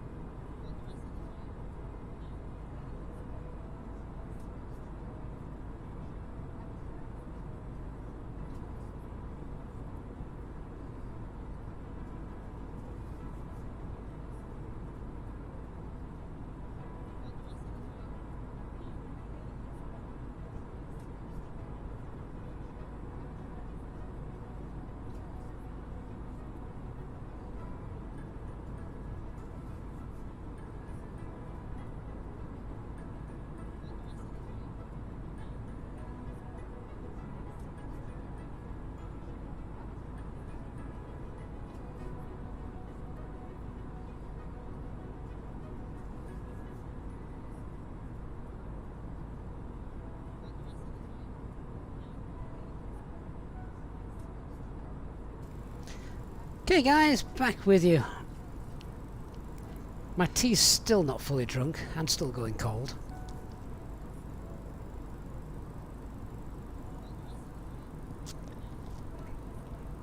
Mike Reed, has anyone got any tips for setting up the radio stack on the 737? You can't hear any ATC on VATSIM. Oh Mike, it is... can you imagine the first time I do a stream in the 737 on VATSIM? How long away do you think that is?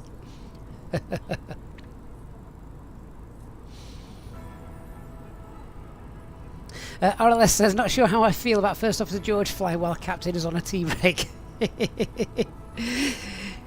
That's exactly what was happening. Right, oh look at that, clear skies ahead. Should we have a look at this approach then? Let's go for it. Let's bring up the charts and we shall do some briefings and work out how we're going to go through things. I'll get the weather in a little bit, but I am expecting it to be a Cat 1 approach because, well, I think the last report was clouds of 4,500 feet, and that's not going to be an issue for us, is it? So, yeah, we're we are expecting our minimums from a visual range. Actually, that's quite high, although 750 here, higher than the normal 550. We've got two good working engines, so our missed approach climb gradient, I'm sure, is going to be above that. So yeah, I'm expecting our minimums to be 404 for that. Scott S, welcome to the First Officers Club, Scott. Thank you so much for your support on stream today. Great to have you on board with us as well. Hope you're enjoying the fly. Hope to see you on many more flights as well. Don't forget, if you're on our Discord server, get yourselves into the members lounge as well. Okay, so we are expecting runway 09 for the approach. It's an ILS approach. We'll be coming in on the Exiga 3 Delta arrival. If we just have a look in the box as well. So we are planning flight level 80 and 240 knots at Whiskey November 784. Been in there and changed that actually. It does say 240, I'm not quite sure why that isn't updating. Perhaps it feels that it needs to be slower than that to meet constraints further down the line. But anyway, at 284, 240 knots, and chances are by this point I'll be out of managed descent and stuff anyway. So the plan will be, of course, to fly the full procedure would be a little bit convoluted.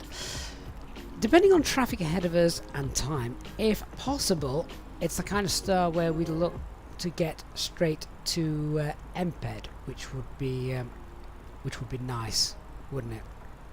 So at MPED we want to be 4,000 feet. So my plan will be to miss out all of this if we can, and we'll keep it in the box for now just in case, but the plan will be to miss out all of this section if we can, and then we'll go green dot 785, oh sorry, green dot by 785, then flaps 1 as we approach MPED. On approaching MPED we intercept the localizer and the glide slope, and flaps 2 as we head to intercept the glide slope. It's a 3-degree glide path angle today, so nothing out of the ordinary there. Airport elevation 204 feet. Our missed approach is up to 3,000 initially, so we need to climb out, then a right turn, max 185 knots, and then from there I've put these waypoints in the fixes page as well, and I'll show you those in a moment. So they are there, but the main thing is that it's a max speed 185 knots, getting to 754. That's to 3,000 feet. Maintain 3,000 feet to 755, and then we climb to 4,000 feet. So our missed approach altitude is going to be set to 3,000 feet initially. Let's have a look on the ground. Runway width 45 metres, so that's nice and normal. This music's a bit dramatic, isn't it? The landing shouldn't be too difficult. Runway length 2,500 metres. We'll go auto brake low so we can try and get off before rolling all the way to the end of the runway. And once we've vacated either on Charlie or Bravo, we'll then taxi to one of the stands in front of Terminal 2. So vacate and turn left either way. Minimum safe altitude on our approach today is 4,000 feet. There's a mast, as we can see over here. Might see that as we're coming in. HC says Easyjet to Whiskey November 761.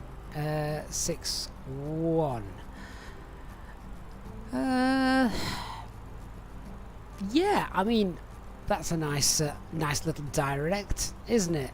Getting down to 4,000 feet, we're still above MSA. Off-route altitude is 4,500, but that'll be okay. We could do that.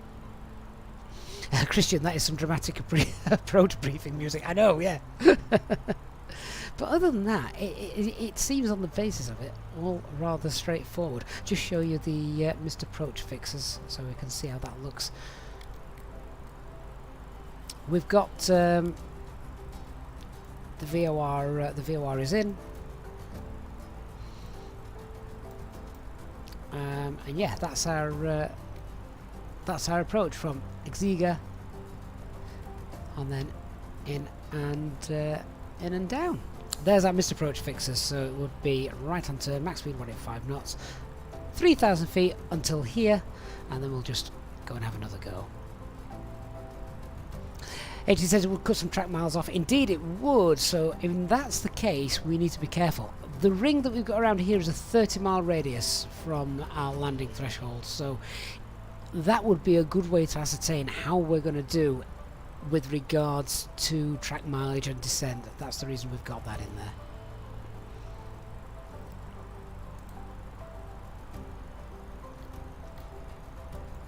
So hopefully everyone's happy with that, if it makes sense.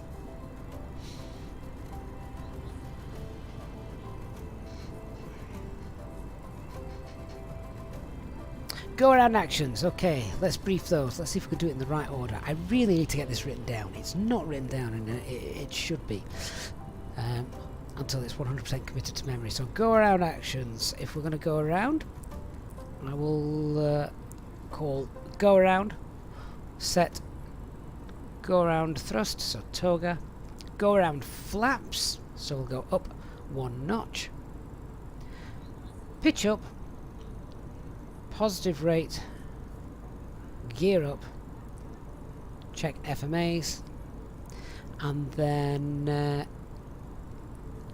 set climb thrust at 1,000 feet above the aerodrome, which will be 1,200 feet. Now, let's just have a quick look and see, because of the max speed, what we've got in the go around. So max speed is 185. That's interesting. We've still got some fuel to burn, so I expect that to drop. Or would we fly? We could fly the go around. Would we fly the go around at flaps 3 config? We're going to burn some fuel still, so I would imagine the airspeed will drop. If it drops to 185, then we're flying it in flaps in config 1, aren't we?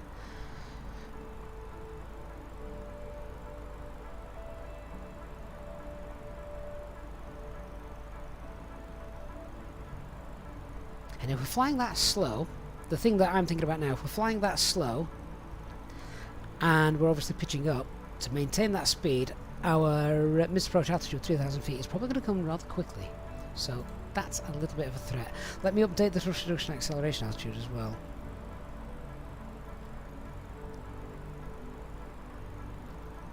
There we go. Nimon, no 737 today. No, not today. Just thought we'd have a little bit of a break. See if we can remember still how to fly the Airbus.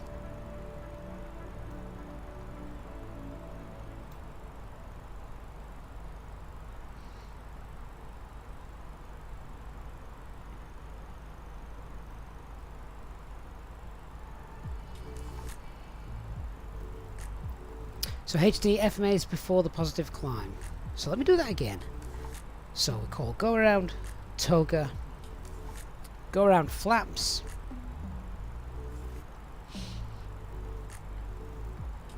after go around flaps, check the FMA,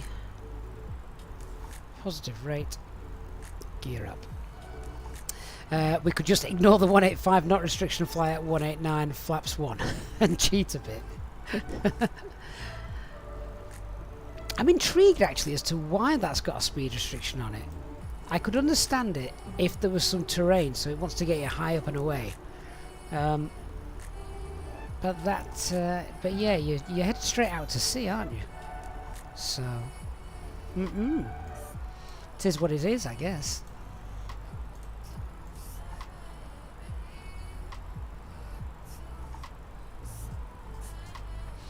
HD, you didn't suggest it though. What's 4 knots between friends?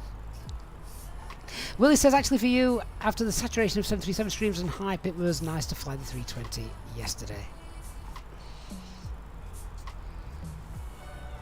Gav also agrees as well. RLS Print Design, you're off delivering some jobs, mate. Thanks for being on board today, and thank you very much for your £10 Super Chat donation earlier as well. Thank you, very kind of you. Appreciate that. Right, so we've done our brief. We're all good. Just going to get some weather in about 80 miles time. HD, possibly the Delta airspace to the south, the danger area, and possibly military. Oh, fair enough, we don't want to go into any of that. Henry, this is an experimental version, but it's not the latest experimental version. In fact, in the latest experimental version, I believe now you can automatically download the winds. They've pulled that in there, which I think's a great little addition. Can't even do that in the PMDG. It really does make you think, doesn't it? They're doing such good things.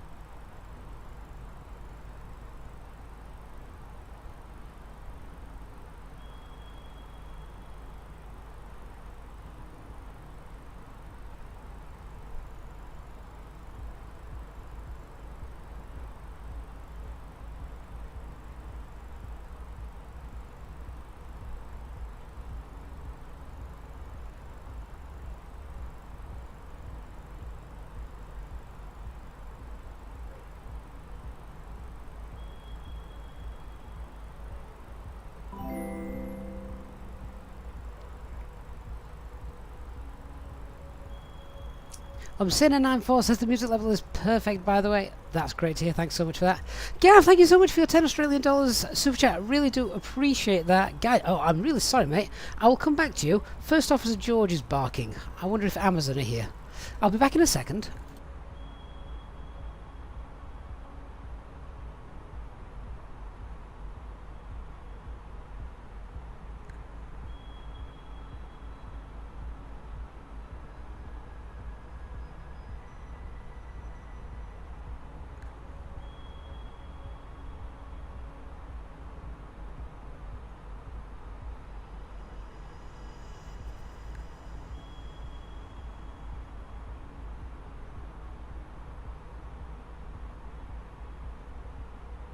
I'm back with you. Yeah, Gav, thank you so much for your $10 super chat. Really do appreciate that, and your support of the channel now and in the past as well. Thank you so much. First Officer George was barking because a new takeaway menu had just been popped through, and I say new. Normally you get the same ones over and over and over again. This actually is brand new. I'll have to have a look at that later. Elmer Footster on Twitch, how you doing, mate? Good afternoon to you. Almash, would I recommend the Thrustmaster Boeing yoke? I haven't got it, so well, why would I? Although now, who knows? Willie says he doesn't have it, but he knows a few that does, and recommends it very, very highly.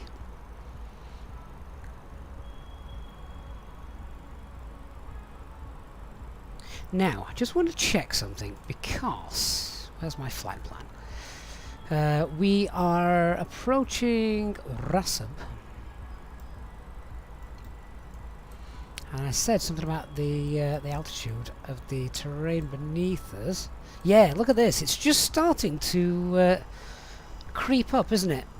As we looked out the window there, I could see down here.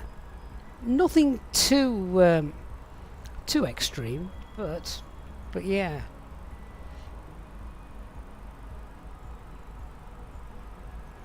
So just something to be a little bit weary of. I mean, we are VMC as well, so what a great day. Look at the shading, the way that the terrain's laid out in these sort of rhythms. So good. So good. Elmer Fussy, you got the GTX 1070 and 16 gig of RAM, but you can't get the A32NX to work. It just crashes Microsoft Flight Sim. I've had to. Do you know? Since the last sim update, I've had to lower my settings, which is awful. I've had to lower my settings, but what I have done with that, and I don't know if you guys can tell at all, I've actually increased the resolution ever so slightly, only by 10%, but because I've lowered the settings, I've increased the resolution and seem to have found a nice trade-off. So yeah.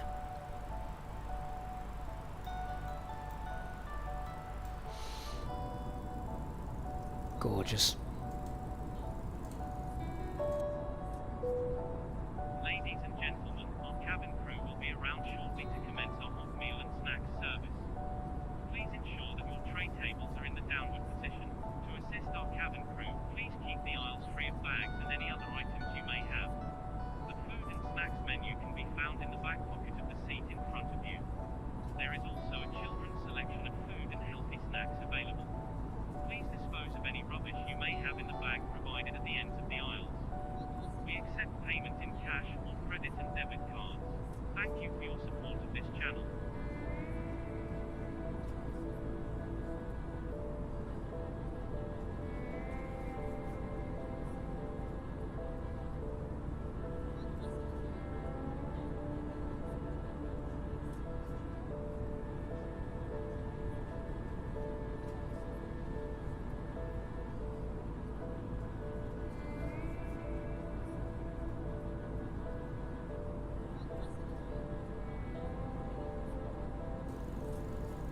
Speaking of menus,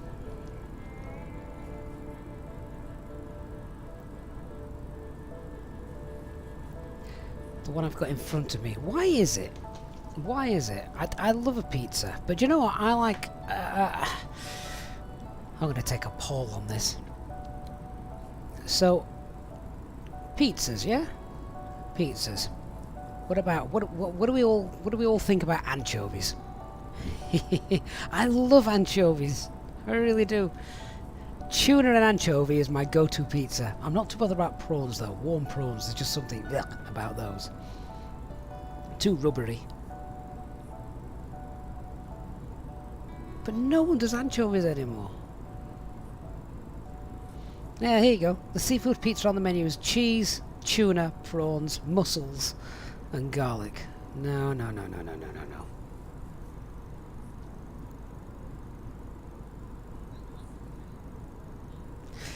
I have to buy my own anchovies.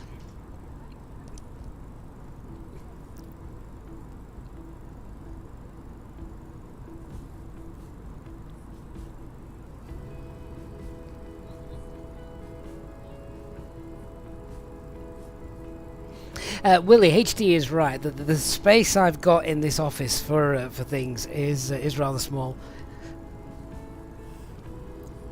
HD, do Papa John's do anchovies? Really? Fires up Google, finds out where his closest Papa John's is. Everything's on Deliveroo nowadays, isn't it? I went into a McDonald's the other day, for obvious reasons, and I said, we actually went in and sat down. We were on the way back. It was when we were on the way back from our week away. We went in, we sat down, had a McDonald's for us tea, and I could not believe that most of the tables in there were taken up by Deliveroo drivers and Just Eat drivers waiting to take stuff out. When did this change happen so suddenly? We don't have customers in restaurants anymore. We have pickups drivers. I can see McDonald's closing down, not having seating areas soon. It's just going to be Deliveroo drivers.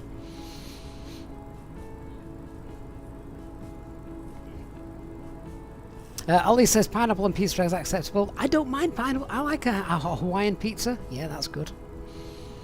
Good Hawaiian pizza. Willie says a big problem with Britain is you guys took chicken and sweet corn on your pizza. Oh, sweet corn. No. Yuck.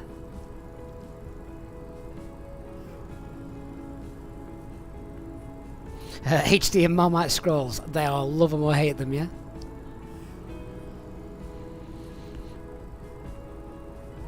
The Marmite test. Wally! Wally Huzak, how you doing, mate? Good morning. Christopher Shaw. No, no, no, no, no. Gav, you prefer Vegemite.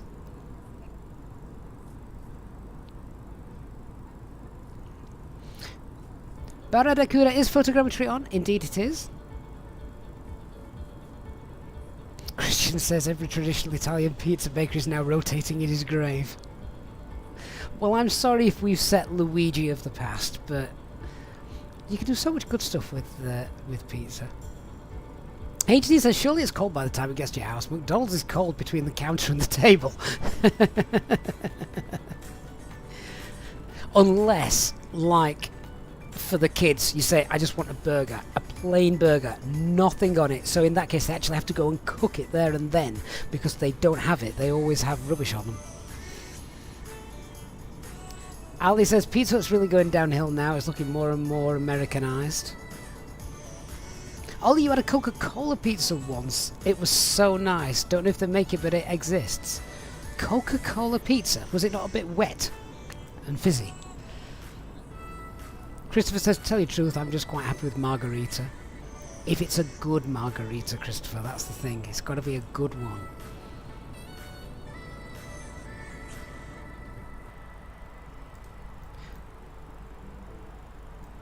Right, less than 80 miles top of descent. We've already done our brief, so let's go and grab some weather.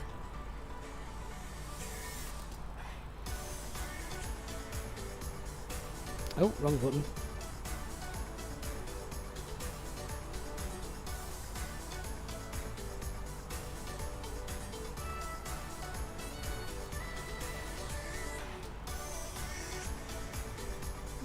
HC says there's a really nice mobile pizza place near ours. It's not cheap, but they do anchovies. Right. Road trip.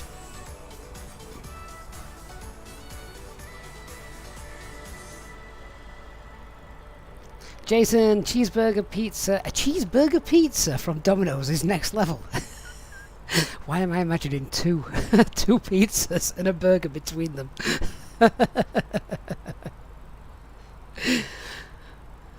12-inch. Squealy says pizza needs at least a bacon and a sliced steak to be good. Oh, you can't beat a steak. A good steak.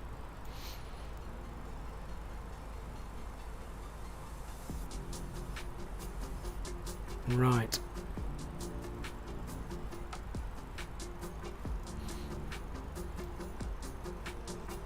Let's see what's happening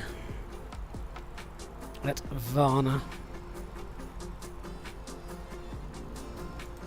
Wally says your daughter's on Delta 2108 from Dallas. Is that Dallas Fort Worth to Orlando? I can't read that. So what's our Q? I wish do you know what? I want to pick up that piece of paper and move it. I can't see.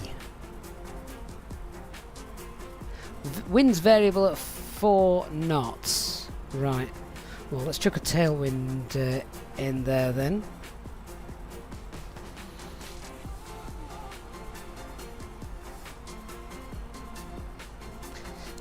Nope, I cannot read that QNH or anything else. It's far too bright. I'm going to have to read it on the tablet and scribble it down. Senna94, welcome to the First Officers Club, Senna. Thank you so much for your support of the channel. Really do appreciate that. if you're on our Discord server as well, don't forget to get yourself in the members lounge.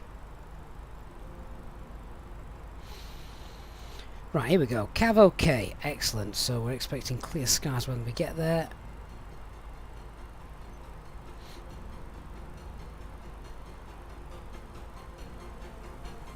(28 degrees). QNH 1017. HC, of course, it's a tailwind for takeoff, isn't it? Headwind for landing. Thank you. Right, let's go and pop that in. That was a stupid mistake. We knew that. 1017. Temperature 28 degrees. Oh, that sounds nice, doesn't it?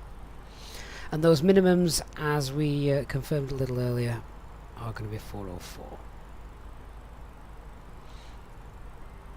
Oh, look at that. S-speed is now 181. So if we did the go around, we can do it at flaps 1 as well. Henry asks, how long are turnarounds on Easyjet? Well, the shorter one, I think they're about half an hour. Certainly on shorter flights. I don't know if longer ones have longer turnarounds. It's not something I've checked, to be honest.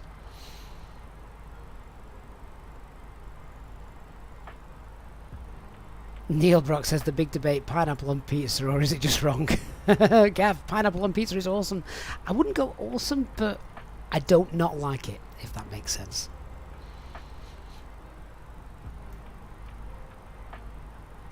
Right, our top of descent is in about 40 miles, isn't it? There it is. Yeah.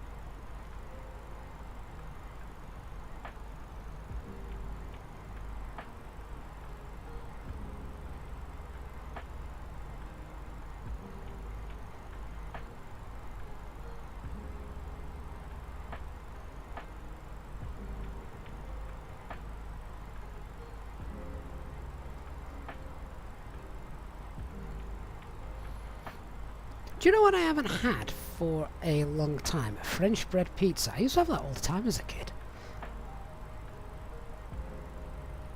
Henry, how often do I use A-cars? I use it if it's available. Gav says the 737 turnaround is half a day.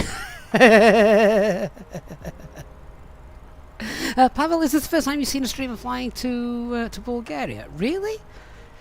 I had some time today, so honestly, guys, if I could make a living doing this, I would. I'd spend all day flying. I'd cross the Atlantic in lifetime. I'd be here for the full time as well.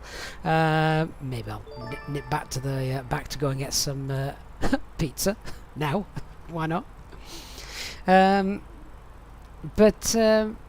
But yeah, I love doing long flights. I don't get bored. You guys obviously are a massive help relieving the boredom.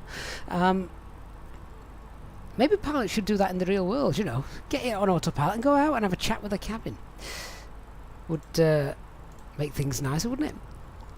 Bigsy Gaming, welcome to the First Officers Club, mate. Thank you so much for your kind support of the channel.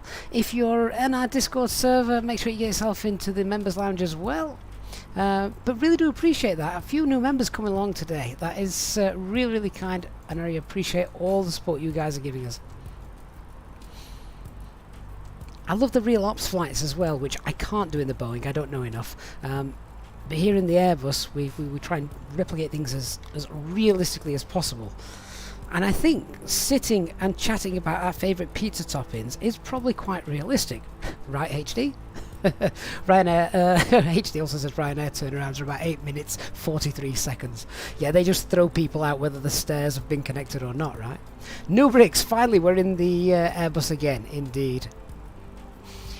Neil, wow, love French bread pizza. Yeah, it has been so so long, hasn't it? And bruschetta as well. I need to buy myself a toasty machine.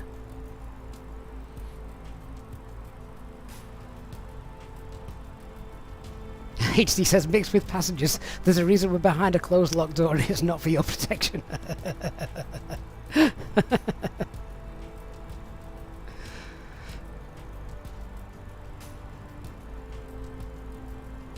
Barracuda says long haul flights are so satisfying. I think so. There's a big sense of achievement when you get there. Or at least that's what I get. It's almost like every landing you can, I feel like I'm trying to crack a code. How to get in? Can you safely do it? Can you do the CDA? Then afterwards, when you're on the ground and you shut off, you think, right, what can I have done better? What went wrong? Pavel says this makes me feel good to see a streamer flying to my country. Oh, Pavel, you're very welcome. London Heathrow plane spotter 15. Good afternoon to you. Right. Well, it's nearly time for us to head down then, guys. Ladies and gentlemen, from FlyByWire, once again, this is your captain speaking, and you will be delighted to hear that we will shortly be starting our descent into our destination. The cabin crew will shortly prepare the aircraft for our arrival, and if you would make sure all the aisles are now clear so that the cabin crew can make their way around the aircraft safely, that would be most appreciated.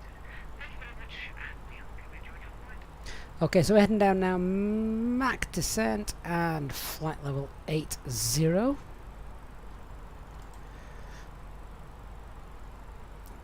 Set the standby 1017.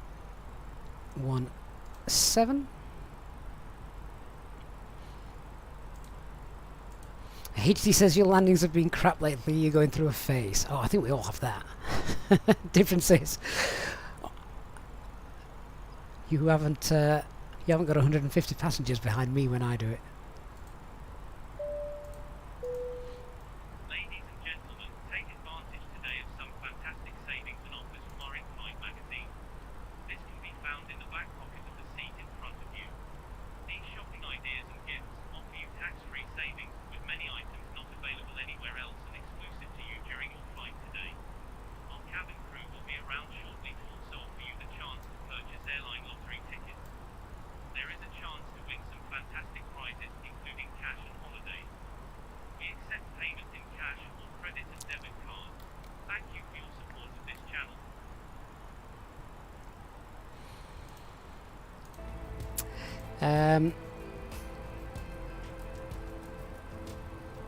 So Barracuda says longest flight you did was Cape Town, South Africa to Anchorage in Alaska. Oh wow, that is a long flight. Kate is on Twitch. Hi, how are you doing? Bravo 632 says hi Gav. Watching the streams I walk the dogs. I've got no idea where they are. That's amazing.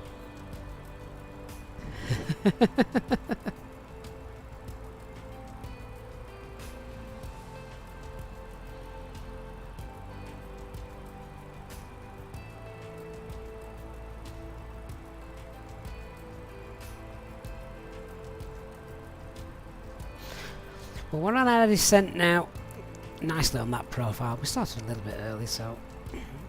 Ali, what are the benefits of longer haul flights? Well, for me, the benefit is being able to chat to you guys for longer.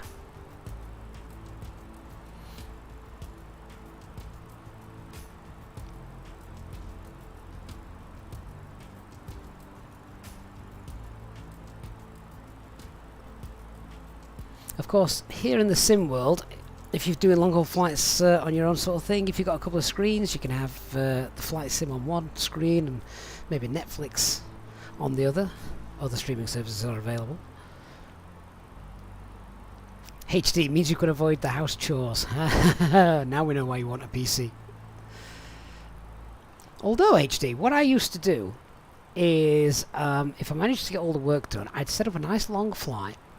I'd then do the house chores and think, right, I've got an hour and 30 till kind of the top of descent. What can I get done in that time? Neil says, I get a sense of achievement if I can start the APU in the 737. Oh, wow, where's that?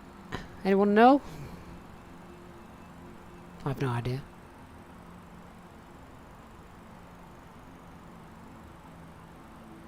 Hey, Paul. Yes, you're lazy and haven't looked, but you're here now, so you'll ask, have I done a McDo tutorial at all? Yes, I have. It's quite an old one now, but it is still valid, so yeah, you can use it. Oh, look, is that a ship or is that a piece of land? That's got to be a piece of land. It'd be a blooming big ship if not. Let's say you're flying over the Atlantic and halfway through you have crashed the desktop. That used to happen in Microsoft Flight Simulator so much. When you ran out of memory.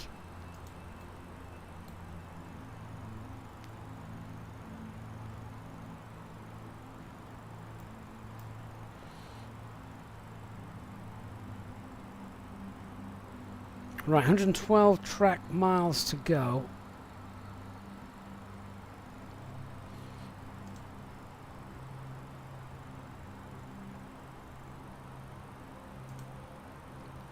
But I think we're obviously going to be taking a bit of a shortcut. Christian says it could be ruse.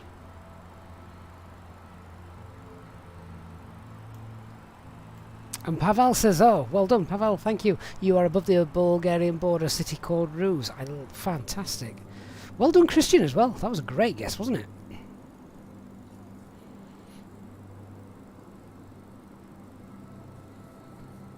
The fact that you guys can recognise it as well from the scenery is testament to the scenery, I guess. Willie, thanks for pointing Paul in the direction of that tutorial.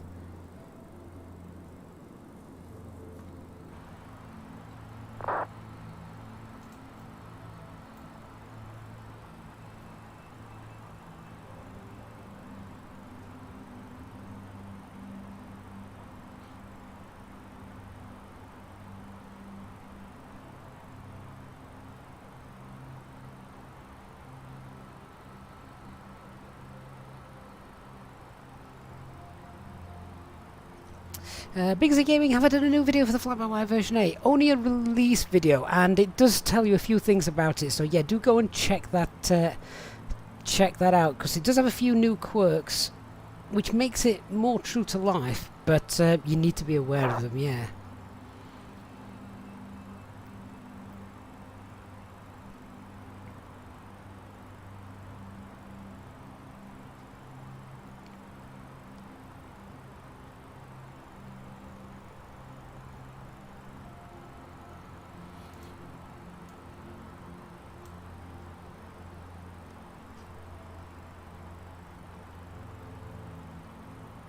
So we're just throwing Lima Bravo, Whiskey November 09 in the page here so I can see line of sight how we are. Keep an eye on that profile.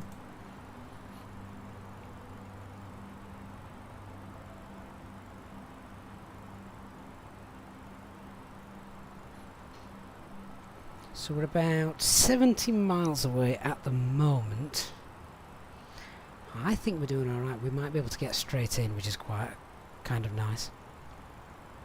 So Vladimir Billy, yes, so do you remember when we did the long haul flights? I think the longest flight we did was over 7 hours with the Neo, but there was a little issue with the fuel in that it was almost like having unlimited fuel. It didn't really burn that much. Planes, Trains, Elliot, good afternoon, sir. How you doing? Good to have you back on board with us. Barracuda, you remember when you used to just hit Control E and you thought you were good at the game? Does that work in the PMDG? I've not tried that.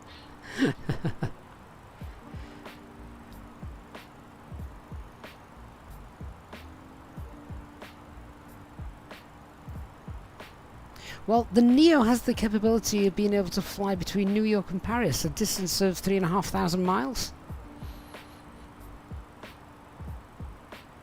Bigsy Gaming, so you're struggling with the flight plan procedure, can you recommend an idiot's YouTube video? All of mine are idiots' YouTube videos. The idiot behind the video. What I think, break it down into little sections. What part of the flight plan are you struggling with, and then kind of go from there. Perhaps just try and identify that a little bit more.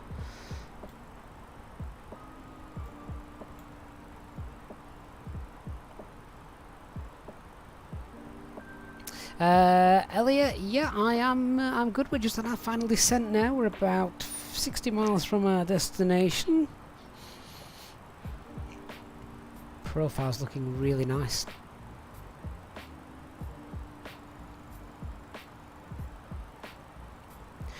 With this profile as well, I reckon that we can indeed go for a nice direct straight in approach.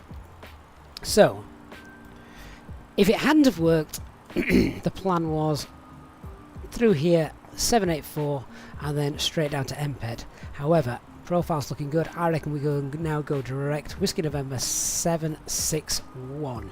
So, let's go for it.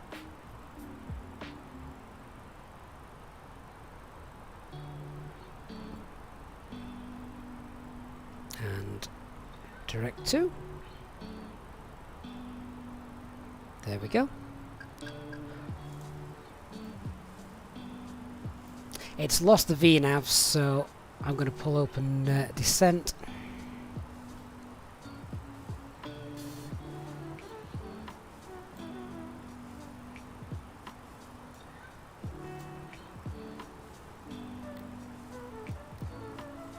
This is 30-mile line as well from where we are, which is nice.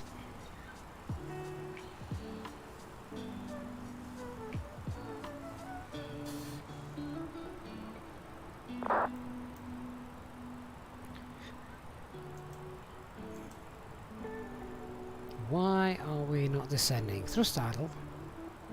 Open descent. I know why. Pull speed. Come on. It's trying to slow me down to 220 knots. Down we go. Alright, passenger signs coming on. That's okay, profile's still fine. Let's wind that down 4,000.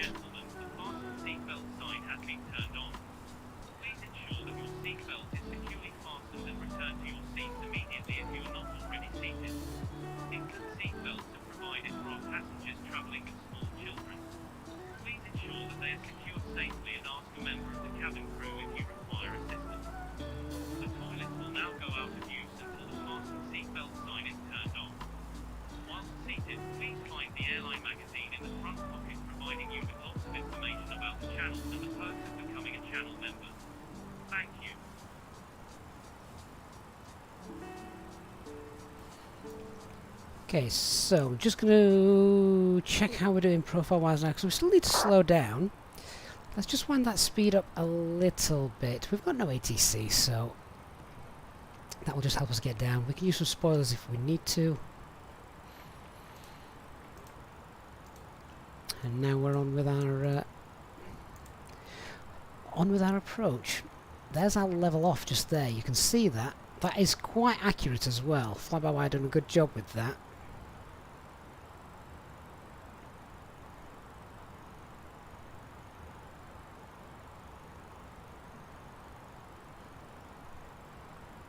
And I know that if we're sort of below 10,000 feet by the time we intersect this arc, then we're good.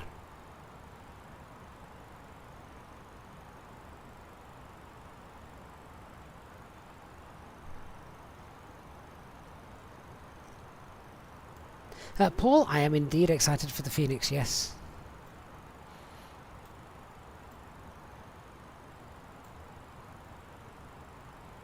Their Discord server almost imploded after the patch was released yesterday.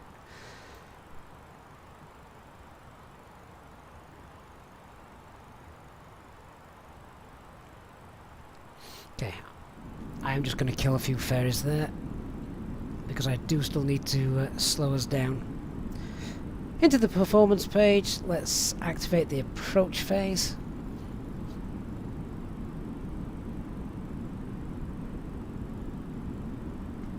land at 10,000 feet.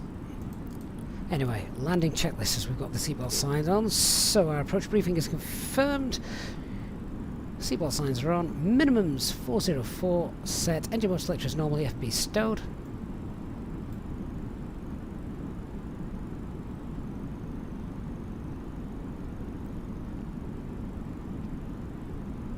Start winding that speed back below 10,000 feet. No traffic around, so free speed, but there we are.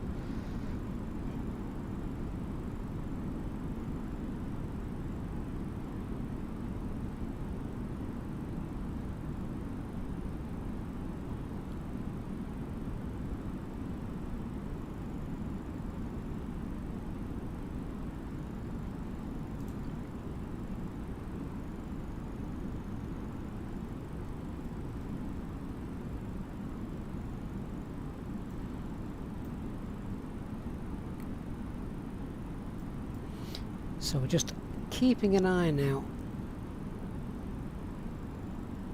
on how we're doing with this profile.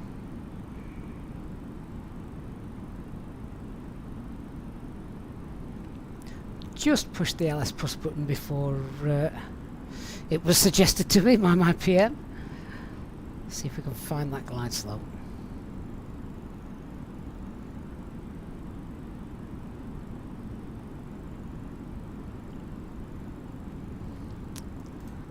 Let's start slowing her down to green dot as well, shall we?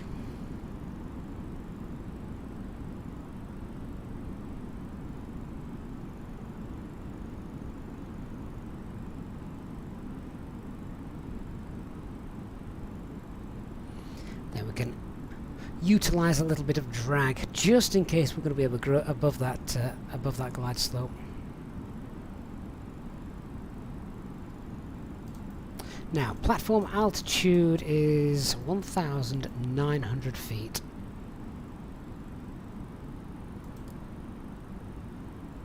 So, I've set that now, 1,900 feet. We actually can't go... Oh, there's the glide slope, almost bang on it. Let's start configuring that. Flaps 1, speed's checked, flaps 1. We'll keep the speed up for the moment.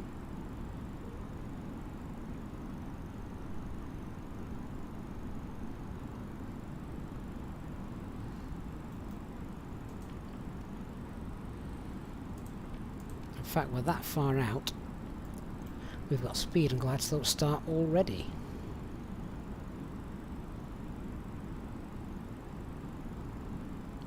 Let's wind that speed back.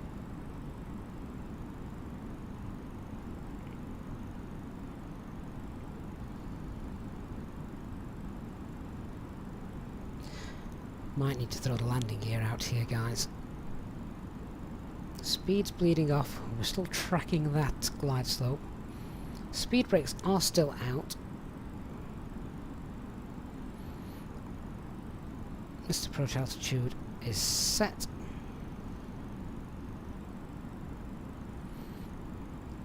"17 miles out. Cat 3 single.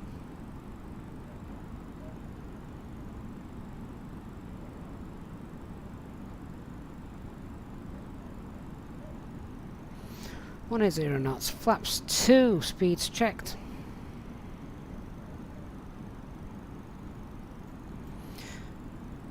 Let's put those speed brakes away. Done.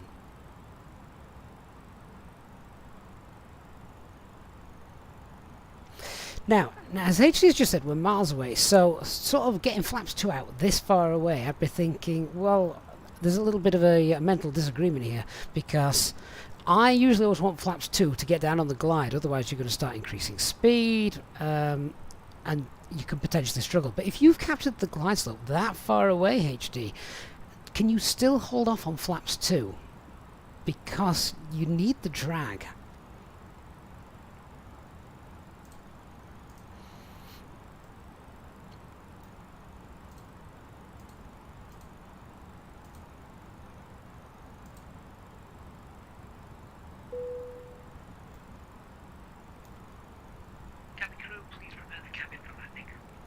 Varna traffic Alpine 64 Uniform Hotel. Established runway 0911 miles. Remember, we've got a tailwind as well.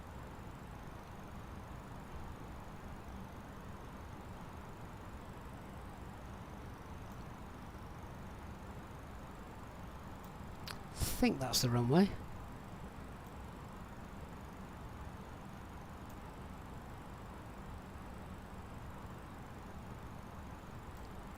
So we're now 10 miles out, flaps 2. Speeds checked, flaps 2. India Whiskey November was identified, by the way. we're on the correct ILS.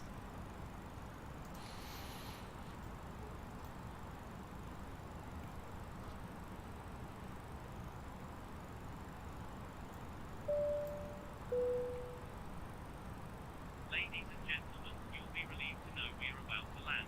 Please make sure you are seated 2,500. Red Altimeter is alive. Please turn off all electronic devices until after landing. Thank you. Did he just say you'll be relieved to hear we're about to land? Cheeky.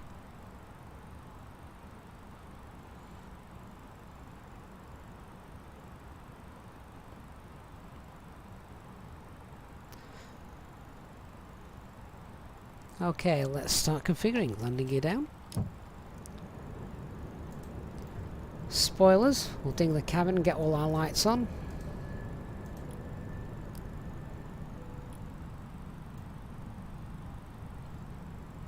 Flaps 3.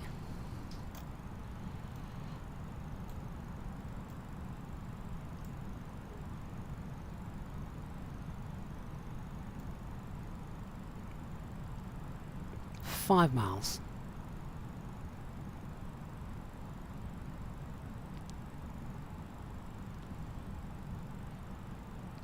So we do have that light tailwind, as you can see, top left of the navigation display. And flaps full. Landing checklist. Cabin secured. Auto thrust speed. Go around altitude 3,000 feet set. Ecam memo landing no blue.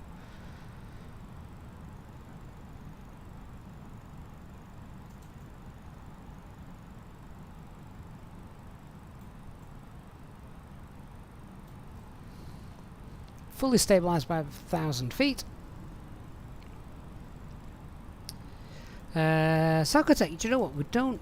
We normally land with a lot of long runways, so we don't use the auto brake. But I did say, because I want to try and vacate a little earlier, that we would use it. So I have just turned on auto brake low. Thank you for that.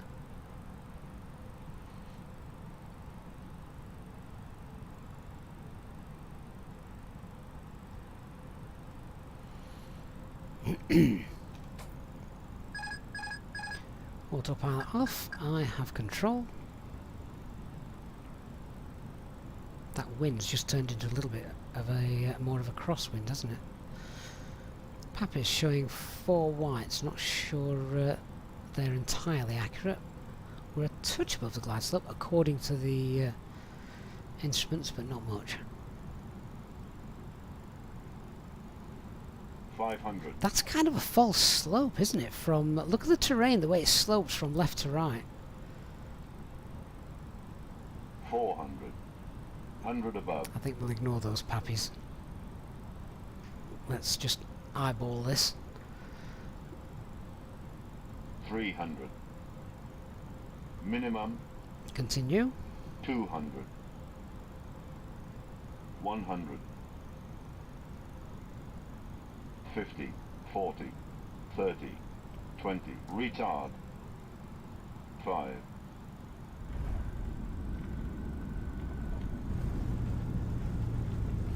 Spoilers deployed. Reverse green.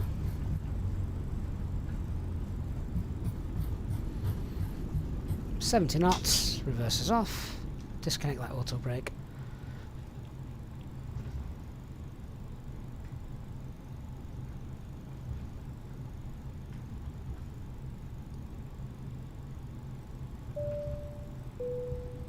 Ladies and gentlemen, we have now arrived at our destination. The crew will now commence preparing the aircraft for deboarding. Can passengers please remain in your seats with your seat belts fastened until the captain turns off the seat belt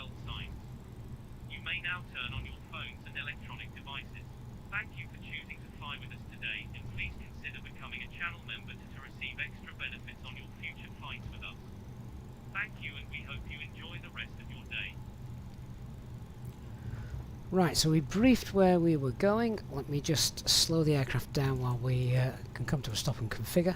Varna traffic, Alpine 64 Uniform Hotel, vacated runway 09.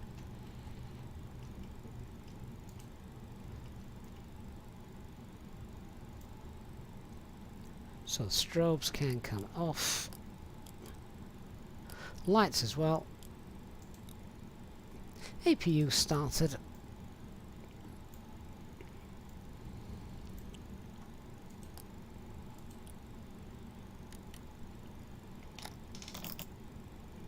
Lovely. Let's go and park, shall we?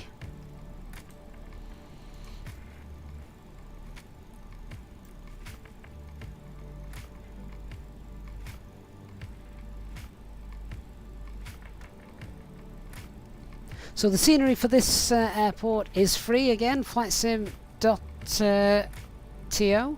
Cav says you just got the wife to add a like. Well, tell your wife thank you so much.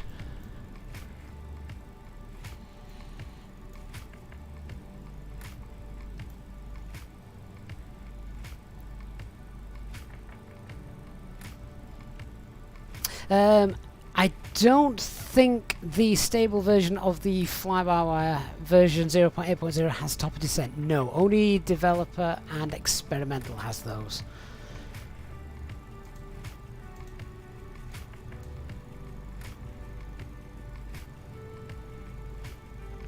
Now, correct me if I'm wrong, I think that aircraft's parked the wrong way.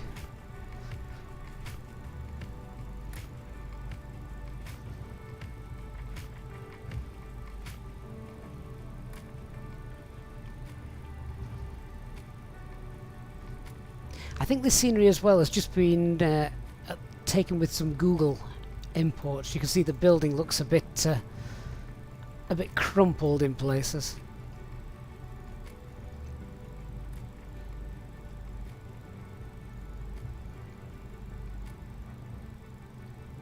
Gav, you are more than welcome. Thank you for your continued support. Right, we've got a marshaller who's waiting for us. All these happy passengers coming on holiday. It makes me jealous that I'm not doing it in the real world. Right, let's see how we're getting in here. So, on this taxi line then. Let's see if we can do this.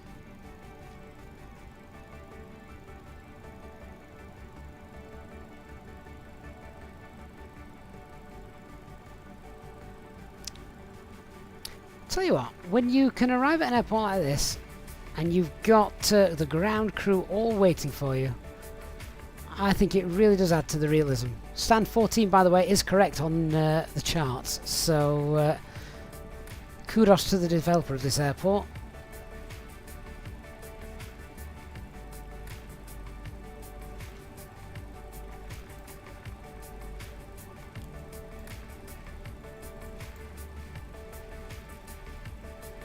And park. Great stuff. Let's set that parking brake. Is the APU up and running? Yep, APU bleed comes on. Shut down engine 1. Shut down engine 2. Seatbelt signs off. Wait for that to drop below 10. Beacon light off. Fuel pumps. They can expect the ground power and squawking 2000. Switch that to standby. And done. There we are, guys. Nice. What a great flight. I really enjoyed that. I love long flights. There are those that love long flights, those that prefer GA flights. Tell you what, that guy wasn't too far off, was he, with stopping us? I thought we were a bit too close to that tug, but no, we weren't indeed. That was really nice. What a great way to spend a Thursday afternoon. Capt HMW, glad you were able to join for the landing. Me too, mate, me too. Well, that's it. A nice flight back in the home of an Airbus aircraft. We will be back in the BMDG, I'm certain for that. But There's just something about doing real ops aircraft and real life flight schedules that I love doing. And thank you so much to you guys for keeping me company this afternoon. Hope I've managed to get you through your afternoon, whatever it is you have been doing. I look forward to seeing all of you on the next one. For those of you who have donated and contributed to our channel today during the flight, thank you so much for your support. Really do appreciate every single one of those donations. And to the new channel members as well, welcome on board to you guys as well, and to our existing channel members. Thank you so much for the continued support, which really does help me do these live flights and streams for you. Really do appreciate that. I look forward to chatting to you all on the Discord server as per usual. But until the next one, we'll oh, that was some nice drifting by the stairs. Until the next one, I'll look forward to seeing you all again then. Big thanks to HD as well, as usual, for his top dog PMing. Have a great Thursday, everyone. Hit the like button on the way out. Bye bye.